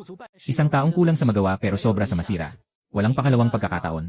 Naiintindihan mo ba? Agad na umatras ang taong nakasuot ng itim. Tumingin ang lalaki sa direksyon ng Shenzhou. Ang bulag ba ay humahawak ng espada upang putulin ang daan ng langit. Gusto ko sanang malaman kung totoo ito o hindi. 2 araw matapos umalis sa Wujichen, naglalakad ako sa isang malalim na gubat. Bakit sa malalim na gubat na ito ay walang kahit isang halimaw? Habang naglalakad, may liwanag na nagmumula sa isang yungib sa kanan. Baka may kayamanan sa loob ng yungib na ito. Bahala na. Tara, tingnan natin, hindi naman mawawala ang anuman. Hawak ko ang tungkod habang pumasok ako sa yungib. Pagkapasok ko, biglang may lumabas na tigre na may malakas na presensya sa likod. Maliwanag na ginagamit nito ang kayamanan bilang pain para mahuli ako. Ganito na ba talaga ka makabago ang mga halimaw sa mundong ito? Sayang nga, kahit gaano pa katalino, hindi pa rin kayang tumbasan ang puso ng tao. Hindi ko ito pinansin. Diretso akong naglakad papunta sa kumikislap na batong kama. Sa ibabaw nito ay may isang asul na damo, na naglalabas ng nakakatakot na amoy. Habang tinitingnan ko ito, biglang bumuka ang bunganga ng tigre demonyo at kumagat. Sandaling ginamit ko ang kahoy na tungkod para itulak ang baba nito. Huwag itong hayaan na kumilos. Tumingin ako pabalik sa kanya na puno ng galit. Ang tigre ay nanginginig sa takot. Dapat nang magbago ang mga papel ng manghuhuli at biktima. Tumingin ako pabalik sa kanya na puno ng galit. Ang tigre ay nanginginig sa takot. Dapat nang magbago ang mga papel ng manghuhuli at biktima. Ngumiti ako ng bahagya habang ang hangin ng espada ay sumasabog sa paligid. Nabulaan ng takot ng halimaw tigre at palagi siyang nagsusumamo. Ginoo, mali po ang nagawa ko. Pakiusap, huwag niyo akong pumatayin, Ginoo. Kahit ano ang gawin ko. Basta't palayain niyo ako. Ibababa ko ang tungkod ko. Tignan natin kung anong kakayahan mong palayain ako. Agad na lumiit ang tigre na demonyo. At nagpakitang gilas sa aking paanan. Nagmamalandi ng mga tunog. Ngumiti ako ng may pangaki. Hoy, kuting. Maaari kitang patawarin. Ngunit kailangan mong pangakuan ako ng isang bagay. Nakahiga ang tigre na demonyo sa lupa. Pakiusap, ipaalam mo sa akin. Mula ngayon, susunod ka sa akin. Paano kung maging aking kabayo? Tumango ang tigre na may luha sa mata. Mula ngayon, ako na ang kabayo ng amo. Salamat sa iyong pagpapatawad, amo. Ano itong damo na ito? Iulat ko sa aking Panginoon. Ito ay Xumigras. Ito ay isang kayamanan ng antas ng Xuanpin. Ang halamang ito ay maaaring gamitin para sa paggawa ng elixir, na nagpapabilis sa pag-recover ng lahat ng sugat sa labanan. Ang pinakamalakas ay ang paggamit nito para iangat ang antas ng kakayahan ng walang anumang side effect. At ang epekto ng pagtaas ay napakabuti. Bakit hindi mo ito kinakain? Ang Xumigras ay kailangang i-refine. At tanging ang napakalakas lamang ang makakapagpaunlad nito. Kung direktang inumin ito, hindi ito kakayanin at magdudulot ng kamatayan. Siyempre, walang ganitong problema ang Chen Xuanjing. Ang tigre na demonyo ay nag-atubiling magsalita. Nagtakda ka ba ng aliping hadlang sa akin? Umungol ako ng may pagdududa. Hindi ko kailangan ang mga bagay na yon. Kung ikaw ay nagtaksil sa akin, kahit saan ka magtago, maaari kitang mahanap. Tama nga. Ang pangalan ko ay Mukinyu. Inilabas ko ang Xumigras at ibinigay ito sa kanya. Kumain ka nito. Nabigla ang halimaw na tigre pero kailangan nitong lunukin ng maayos. Nagsisimula itong lumaki sa loob. Inilagay ko ang kamay ko sa katawan nito at agad itong pinainit. Diretsong tumaas ang antas nito hanggang sa yuheng na antas ng siyam na yugto. Ipinatong ng halimaw na tigre ang ulo sa lupa. Ako'y naglakbay ng kalahati ng buhay ko, ang tanging hangad ko ay makatagpo ng amo. Ako rin po ay narito, pakibigay po ng pangalan sa akin, amo. Nagpindot ako ng daliri. Mula ngayon, tawagin mo na lang siyang Hutian. Anong palagay mo, gusto mo ba? Hutian ay umungal ng isang beses. Gusto ko. Ayos lang kung magustuhan ng amo. Hutian ay umungal ulit. Ayos lang kung magustuhan ng amo. Sige, umalis na tayo. Mula ngayon, sumama ka sa akin sa paglalakbay sa mundo. Palaging nag-iisa, walang makausap, medyo boring na. Pumunta sa labas ng yungib. Tara, Tiger. Palakihin mo ang katawan mo. Para makaupo ako. Naging 3 metro ang taas ni Tiger. Tumalon ako sa likod ng tigre at humiga. Umalis. Tumungo sa silangan. Ang tigre ay naglalakad sa hangin. Napakakomportable ng malambot na likod ng tigre. Matapos ang ilang sandali, may isang aswang na humarang sa daan. Aking Ginoo, may isang aswang sa harapan. Hinarangan nito ang ating daan. Umupo ako at tumingin. Si Wei Miaoyin, ang fox demon na nakatakas dati sa Yanyu City. Hindi niya ako nakilala, ako ay bulag. Nang matalo si Huchan, hinila ang damit para ipakita ang kanyang dibdib, nakikiusap na parang kawawa. Ginoo, maaari mo ba akong samahan? Tumalon ako sa harap niya. Tumahimik ka na, maingay na fox. May nakitang pumatay sa kanyang mata, tapos na. Tumigil ka na. Kaya mong makatakas sa syudad ng ulan at usok. Pero sa kamay ko, hindi ka makakatakas. Biglang naisip ni Wei Miaoy na tumakas. Hinila ko siya pabalik, di makagalaw. Naupo siya sa lupa at nanlumo. Sana ay palayain mo na ako, Ginoo. Basta't ako ang bahala, kahit ano pa man ang gawin ko. Talaga bang lahat ay posible? Akala niya may pag-asa na. Siyempre, gusto ng matanda na gawin ko ang lahat. Ito ang bahagi mo. Ibinato ko ang inihaw na karne ng fox kay Huchian. Isang kagat lang, nilunok ni Huchian. Salamat, Ginoo. Tigre Chayan. Sa tingin mo, kumusta ang karne na ito? Sobrang sarap. Ito ang kauna-unahang pagkakataon kong kumain ng karne ng fox demon mula sa Yao Guang Realm. Tikman ko na. Medyo okay naman ang lasa, siguro. Pero mas masarap pa rin ang karne ng tigre na nag-iulay ko dati. Biglang pawis na pawis si Tigre Chan. Paalis ako ng kamay. Huwag kang mag-alala, hindi kita kakainin. Basta't sumunod ka sa akin ng mabuti. Nang gabing yon, umulan sa ilalim ng langit. Nakakita ako ng isang templo. Ang tigre ay naging kutitap na anyo. Yakap ko ito at itinulak ang sirang pintuan ng templo. Pumunta ka sa labas at maghanap ng ilang kahoy. Tandaan, huwag masyadong malaki o masyadong maliit. Si Hai Tayan ay kumuha ng kahoy. Humina ako ng malalim. Biglang sumiklab ang apoy sa kahoy. Sumunod si Hai Tayan at nakaluhod ng maayos sa tabi ko. Hinaplos ko ang ulo niya at nagpahinga ng tahimik. Pagkatapos ng isang oras, kumaluskos ang kahoy na pinto at bumukas. Pumasok ang dalawang babae. Tumingin si Yehan at Huchian na nakapatong ang kamay sa hawakan ng espada. Walang problema, tao lang siya. Walang cultivation sa katawan niya. Ngumiti si Luxiuran at nanatiling alerto. Walang cultivation sa katawan niya.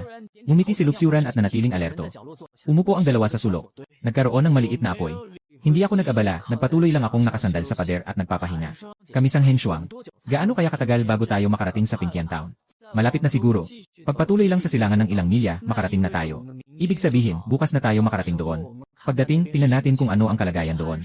Si Hanshuang at Luxiuran ay tinanggap ang isang misyon. Sinabi ng nagbigay ng misyon na may mga bully sa Pinkian Town na nanghihingi ng protection fee. Umaasa silang maayos ito. Si Hanshuang ay nasa ikatlong antas ng Yuanming. Si Luxiuran ay nasa ikalawang antas ng Yuanming. Pareho silang may koneksyon kaya't hindi natatakot sa panganib. Biglang umingay ang tiyan ni Luxiuran. Nakakunot ang kanyang noo. Bakit ka nagugutom sa ganitong oras? Ngumiti si Hanshuang nang walang magawa. Ikaw. Talaga bang akala mo hindi ko alam? Katatapos lang natin kumain ng marami. Buti na lang may dala akong kaunting xiaobing. Kumuha tayo ng tig-dalawa. Kumain silang dalawa ng dahan-dahan. Nakahalata ako sa amoy ng empanada mula sa sulok at bigla akong nagutom. Talagang hindi ko maiiwasan ang tukso ng masasarap na pagkain. Tumayo ako at dahan-dahang lumapit sa kanila. Agad na naging alerto ang dalawang babae. Tumingin sila sa akin habang tumpak na lumalapit ako sa kanilang lugar. Nagkatinginan sila. Naisip nila na hindi basta-basta ang bulag na ito. Hindi na ako lumapit kundi nagtanong ako. Meron pa ba kayong biniling pancake? Gusto ko rin kumain. Nagulat ang dalawang babae. Si Hanshuang ay hindi nag-atubiling. Kinuha niya mula sa kanyang magic ring at inabot sa akin ang pancake. Salamat.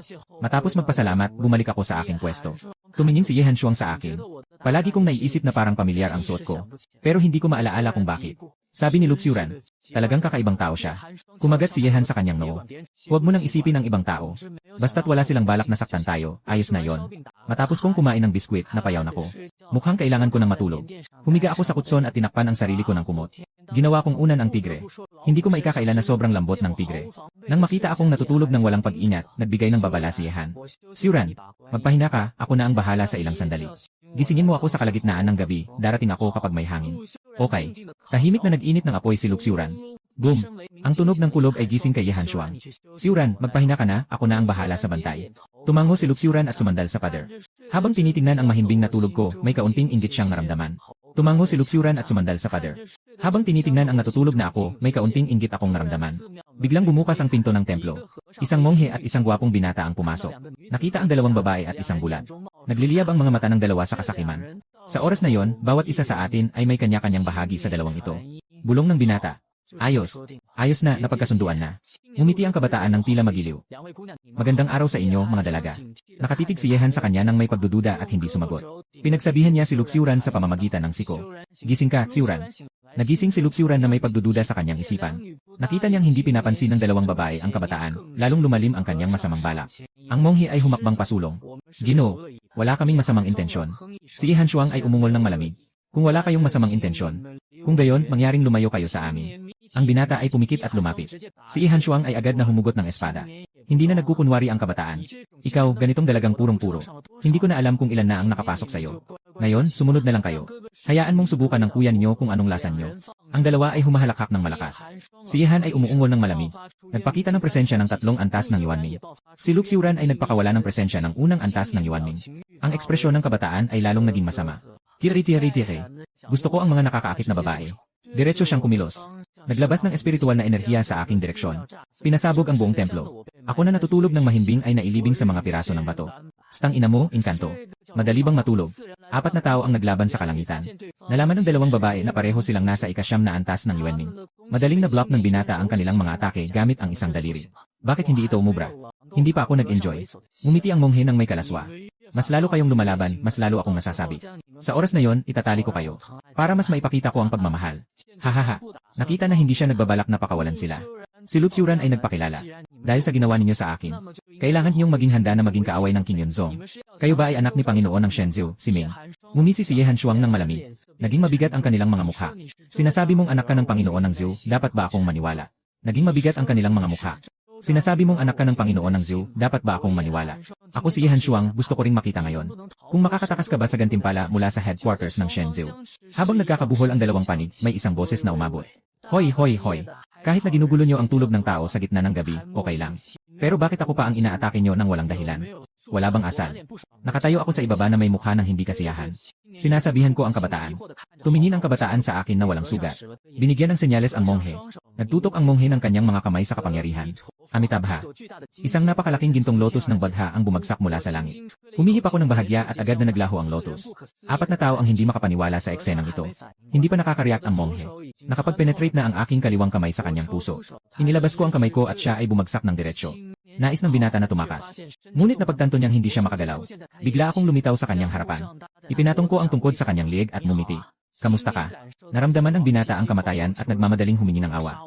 Hindi mo ako pwedeng patayin. Tatay ko ay si King. Nabubuwisit ako kaya pinigil ko ang kanyang bibig. Nang marinig ko ang salitang King, alam kong isa siya sa mga tao ng Qingfeng Pavilion, isa sa 3 pangunahing puwersa sa ilalim ng lupa. Kaya hayaan mo akong magpakilala. Ako si Mo Qingyu. Hindi ko alam kung kilala mo ako. Biglang lumaki ang mga mata ng binata. Itim na tela, bulag na tungkod. Nakilala niya ako bilang taong nagwasak sa samahan ng libong anino. Pakiusap, huwag mo akong patayin. Hindi kita papatayin. Dadaling kita sa samahan ng libong anino. Ang kabataan ay puno ng pagsisisi. Huwag mo akong patayin, pakiusap. Ano man ang gusto mo, may bibigay ko sa iyo. Pera, kagandahan, kapangyarihan. Nagkunwari akong nag-isip at pagkatapos ay ngumiti. Kaya't kukunin ko ang iyong buhay. Bago pa man matapos ang kanyang salita, ginamit ko ang aking kamay bilang talim. Diretso kong pinutol ang kanyang ulo. Sa malayo, si Ye Hanshuang at Luxiuran ay maputla ang mukha. Sa wakas, naalala ni Ye Hanshuang ang aking pagkakakilanlan. Hindi ko sila pinansin. Basta't hindi mo ako saktan, ayos lang lahat. Bumalik tayo sa templo. Itataas ko ang kamay ko at ayusin ito. Muling makatulog at magpahinga.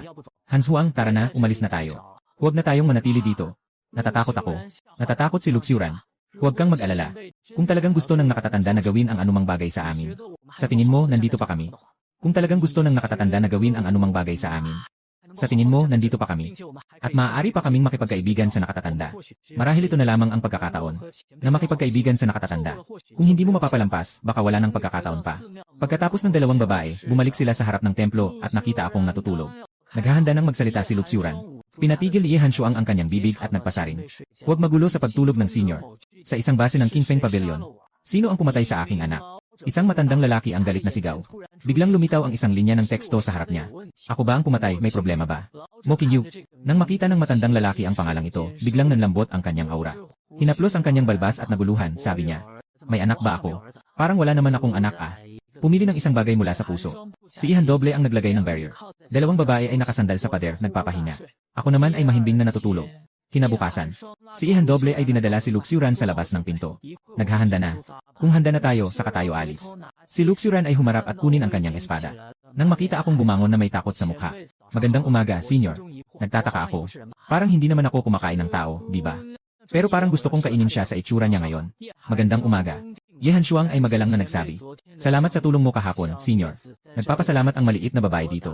Nakapagyaw ako. Walang anuman. Kung talagang nagpapasalamat ka, bigyan mo ako ng kaunti. Anong gusto mong ibigay, senpai? May natirang xiaobing mula kagabi. Nagtaka si Ye Hanshuang sandali at mabilis na kumuha ng 2 xiaobing. Ito na lang ang natitirang xiaobing ko. Salamat. Hinatak ko ang pandesal at binuksan ang pinto. Nagising na si Huten. Tumakbo si Huten papunta dito. Tinitignan ng 2 babae si Huten na parang maliit na tigre. Ang cute niya. Gusto sanang haplosin ni Luxiuran pero natatakot siya. Yung senior, maaari ba akong humawak sa tigre na ito? May opinion ka ba, Huchan? Wala, Ginoo. Nang marinig ng 2 babae na nagsalita si Huchan, nagulat sila. Tanging mga halimaw sa Yao Guang Realm ang makakapagsalita. Ano nang nangyari, hindi ba gusto mong humawak? Nakangiti si Yehan ng may kahirapan. Sige na, senpai. Sabihin mo, ang tigre bang ito ay alaga ng nakatatanda? Hindi naman talaga alaga. Mas tama sigurong sabihin na siya ang aking sinasakyan. Sige na, Hutan, lumaki ka na. Biglang naging 5 metro ang taas ni Hutan. Matindi ang nag-umapaw na bagsik at nakakakilabot ang kanyang presensya. Namutla sa takot si Luxuran. Buti na lang at hindi ko siya hinawakan. Sumakay ako sa ulo ng tigre. Nagpatuloy ang tigre patungong silangan. Isang araw pagkatapos, kumakain kami ng inihaw na karne sa bundok. Ginoo, mukhang may isang bayan sa malapit. Bayan ba yon? Tara, tingnan natin. Pinatay ko ang apoy. Si Tiger ay lumiit at pumunta sa bayan. Nakasulat sa bato, bayan ng Pinkyan. Ito ang lugar na pupuntahan ng 2 dalaga. Hinahatak ko si Tiger na parang aso papasok sa bayan. Tiger, tumahol ka para makita. Akin na mo, ako ay tigre, hindi aso. Tinanong ng mga tao. Ay, kapatid, saan mo nabili ang aso? Gusto ko ring bumili ng isa. Nakangiti ako. Itong asong ito ay nakuha ko mula sa bundok. May mga pasakit na hindi maipahayag. Nakatira kami sa guest house. Kakalatag ko lang sa kama, may inday na sa ibaba. Bakit wala pang bayad sa proteksyon, may-ari? Kapatid, alam mo rin naman. Kamakailan lang, hindi maganda ang negosyo ko. Ang mga salarin sa kayang ay nagdadala ng malaking panggugulo. Wala akong pakialam kung mayroon ka o wala. Basta kung hindi ka makapagbigay ng protection fee ngayon, wala na ring silbi ang iyong in. Mabait ka na sana.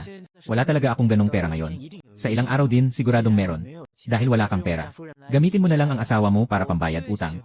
Mas gusto ko pa ang asawa ng iba. May klase at komportable pa. Haha, handa na ang bully na umatake. Kung hindi ka magbabayad ngayon, iwan mo na lang ang kamay mo dito.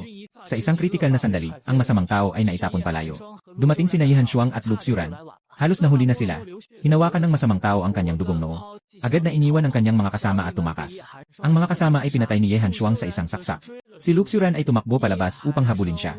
Yihan Shuang nagtatanong sa may-ari. Nasaan ang alkalde niyo? Siya ang ipinagkatiwala sa amin. Si Luxuran ay tumakbo palabas. Yihan Shuang nagtatanong sa may-ari. Nasaan ang alkalde niyo?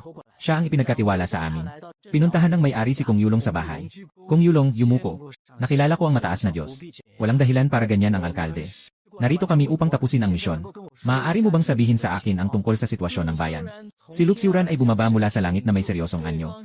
Mayroong mataas na antas na kagamitan sa pagtakas ang kalaban. Sa isang iglap na wala ang presensya. Hindi ko na mahahanap ang tao. Ito si Kong Yulong. Siya ang kaibigan ko, ang pangalan niya ay Luxuran. Pumunta siya para tulungan akong tapusin ang misyon. Kong Yulong ay nagsasalaysay ng sitwasyon. Ganito ang nangyari. 10 araw na ang nakalipas. May mga taong may bagong mukha na dumating sa bayan ng Pinkyan. Wala silang sinabing anuman at agad na humingi ng bayad para sa proteksyon. Ngunit hindi naman namin kailangan ang kanilang proteksyon. Ngunit agad silang pumatay. Natakot ang lahat sa ginawa nilang ito. Kaya't napilitan na lang kaming magbayad ng proteksyon. Dahil nalaman namin na isa sa kanila ay isang leader. Yung leader ay isang nag-aaral ng sining marshals. Kaming lahat ay mga ordinaryong tao, wala kaming magagawa. Kaya humingi kami ng tulong sa akin. Pero ako ay isang tagapagbukas lang ng Yuan-Yuan realm. At matanda na rin ako. Hindi ko kayang labanan ang mga magnanakaw na yon. Kaya napilitan akong maghanap ng tao ng lihim. Nag-iwan ako ng isang pahayag sa Water Immortal City. Sa totoo lang, hindi ko inasahan na may tutugon talaga. Dahil hindi naman mataas ang halaga ng aking ipinagkatiwala. Ano ang mga katangian nila? Mayroong tigre na disenyo sa kanilang katawan. Lumuhod si Kong Yulong. Umaasa akong matutulungan niyo kami na malampasan ang pagsubok na ito. Kahit anuman ang kalalabasan. Narito ako upang pasalamatan ang inyong pagdating. Itinayo siya ng 2 babae. Huwag mag-alala, bayan. Ngayong tinanggap namin ang inyong kahilingan. Natural na tutulungan namin kayong lutasin ito. Nagpapasalamat ako sa inyong 2 sa pagdating dito. 2 babae ang tumulong sa kanya tumayo. Huwag mag-alala, bayan. Ngayong tinanggap namin ang inyong kahilingan. Natural na tutulungan namin kayong lutasin ito. Sige, uwi na tayo para maghanda. Siguradong babalik pa sila bukas. Magbabantay tayo sa labas ng bayan bukas. Gobyerno, gawin niyo lang gaya ng dati bukas. Boss, isang stick ng candy apple. Tinanggap ko ang candy apple at kinain ko ng isang kagat. Habang umaatungal si 18 sa tabi. Hindi ito kaibigan. Ikaw, isang tigre, gusto mo pang kumain ng asukal na prutas. Kung hindi mo ibibigay, isang piraso lang. Kakaalis ko lang ng ilang hakbang. Isang batang lalaki na nasa 11 o 12 taon ang bumangga sa akin. Pasensya na, pasensya na. Hindi ba kita nasaktan, Kuya Bulat? Walang anuman, matibay ako. Sige, mauna na ako. Nandyan pa ang lola ko sa harap. Tumakbo ang bata papunta sa matandang babae na nagbebenta ng asukal na prito. Lola, bakit ngayon ka lang umuwi, Xiao Zhao? Naglaro lang ako kasama ang mga kaibigan. Alam ng matandang babae na tumutulong siya sa panday, kaya hindi siya nagbunyag. Sige, umuwi ka na. Bibili pa ako ng mga asukal na prutas. Lola, sasama ko sa iyo sa pagbebenta. Magpapatuloy akong mamili. Nakabili ako ng maraming espesyal na pagkain. Pagbalik sa inn, parang may gustong sabihin ang may-ari. Anong nangyari? Ano ang gusto mong sabihin? Kung hindi, mas mabuti pang umalis ka na. Huwag ka nang tumuloy dito. Hindi mo alam. May mga salot sa bayan namin na nangongolekta ng protection money. Pero hindi ko talaga kayang bayaran. Dapat ay mapuputol na ang daliri ko kaninang umaga. Pero may isang Diyos na tumulong. Hindi mo alam, bisita. May mga nakatatanda at mga bata sa aking pamilya. Ngayon, umaasa na lang ako sa maliit na tavern na ito para sa kabuhayan. Kung aalis ako sa bayan ng Pinkyan, maaaring mamatay na ako sa gutom bago pa man ako makahanap ng matutuluyan. Kaya gusto mo akong umalis dito. Dahil sa tingin mo ay babalik sila bukas.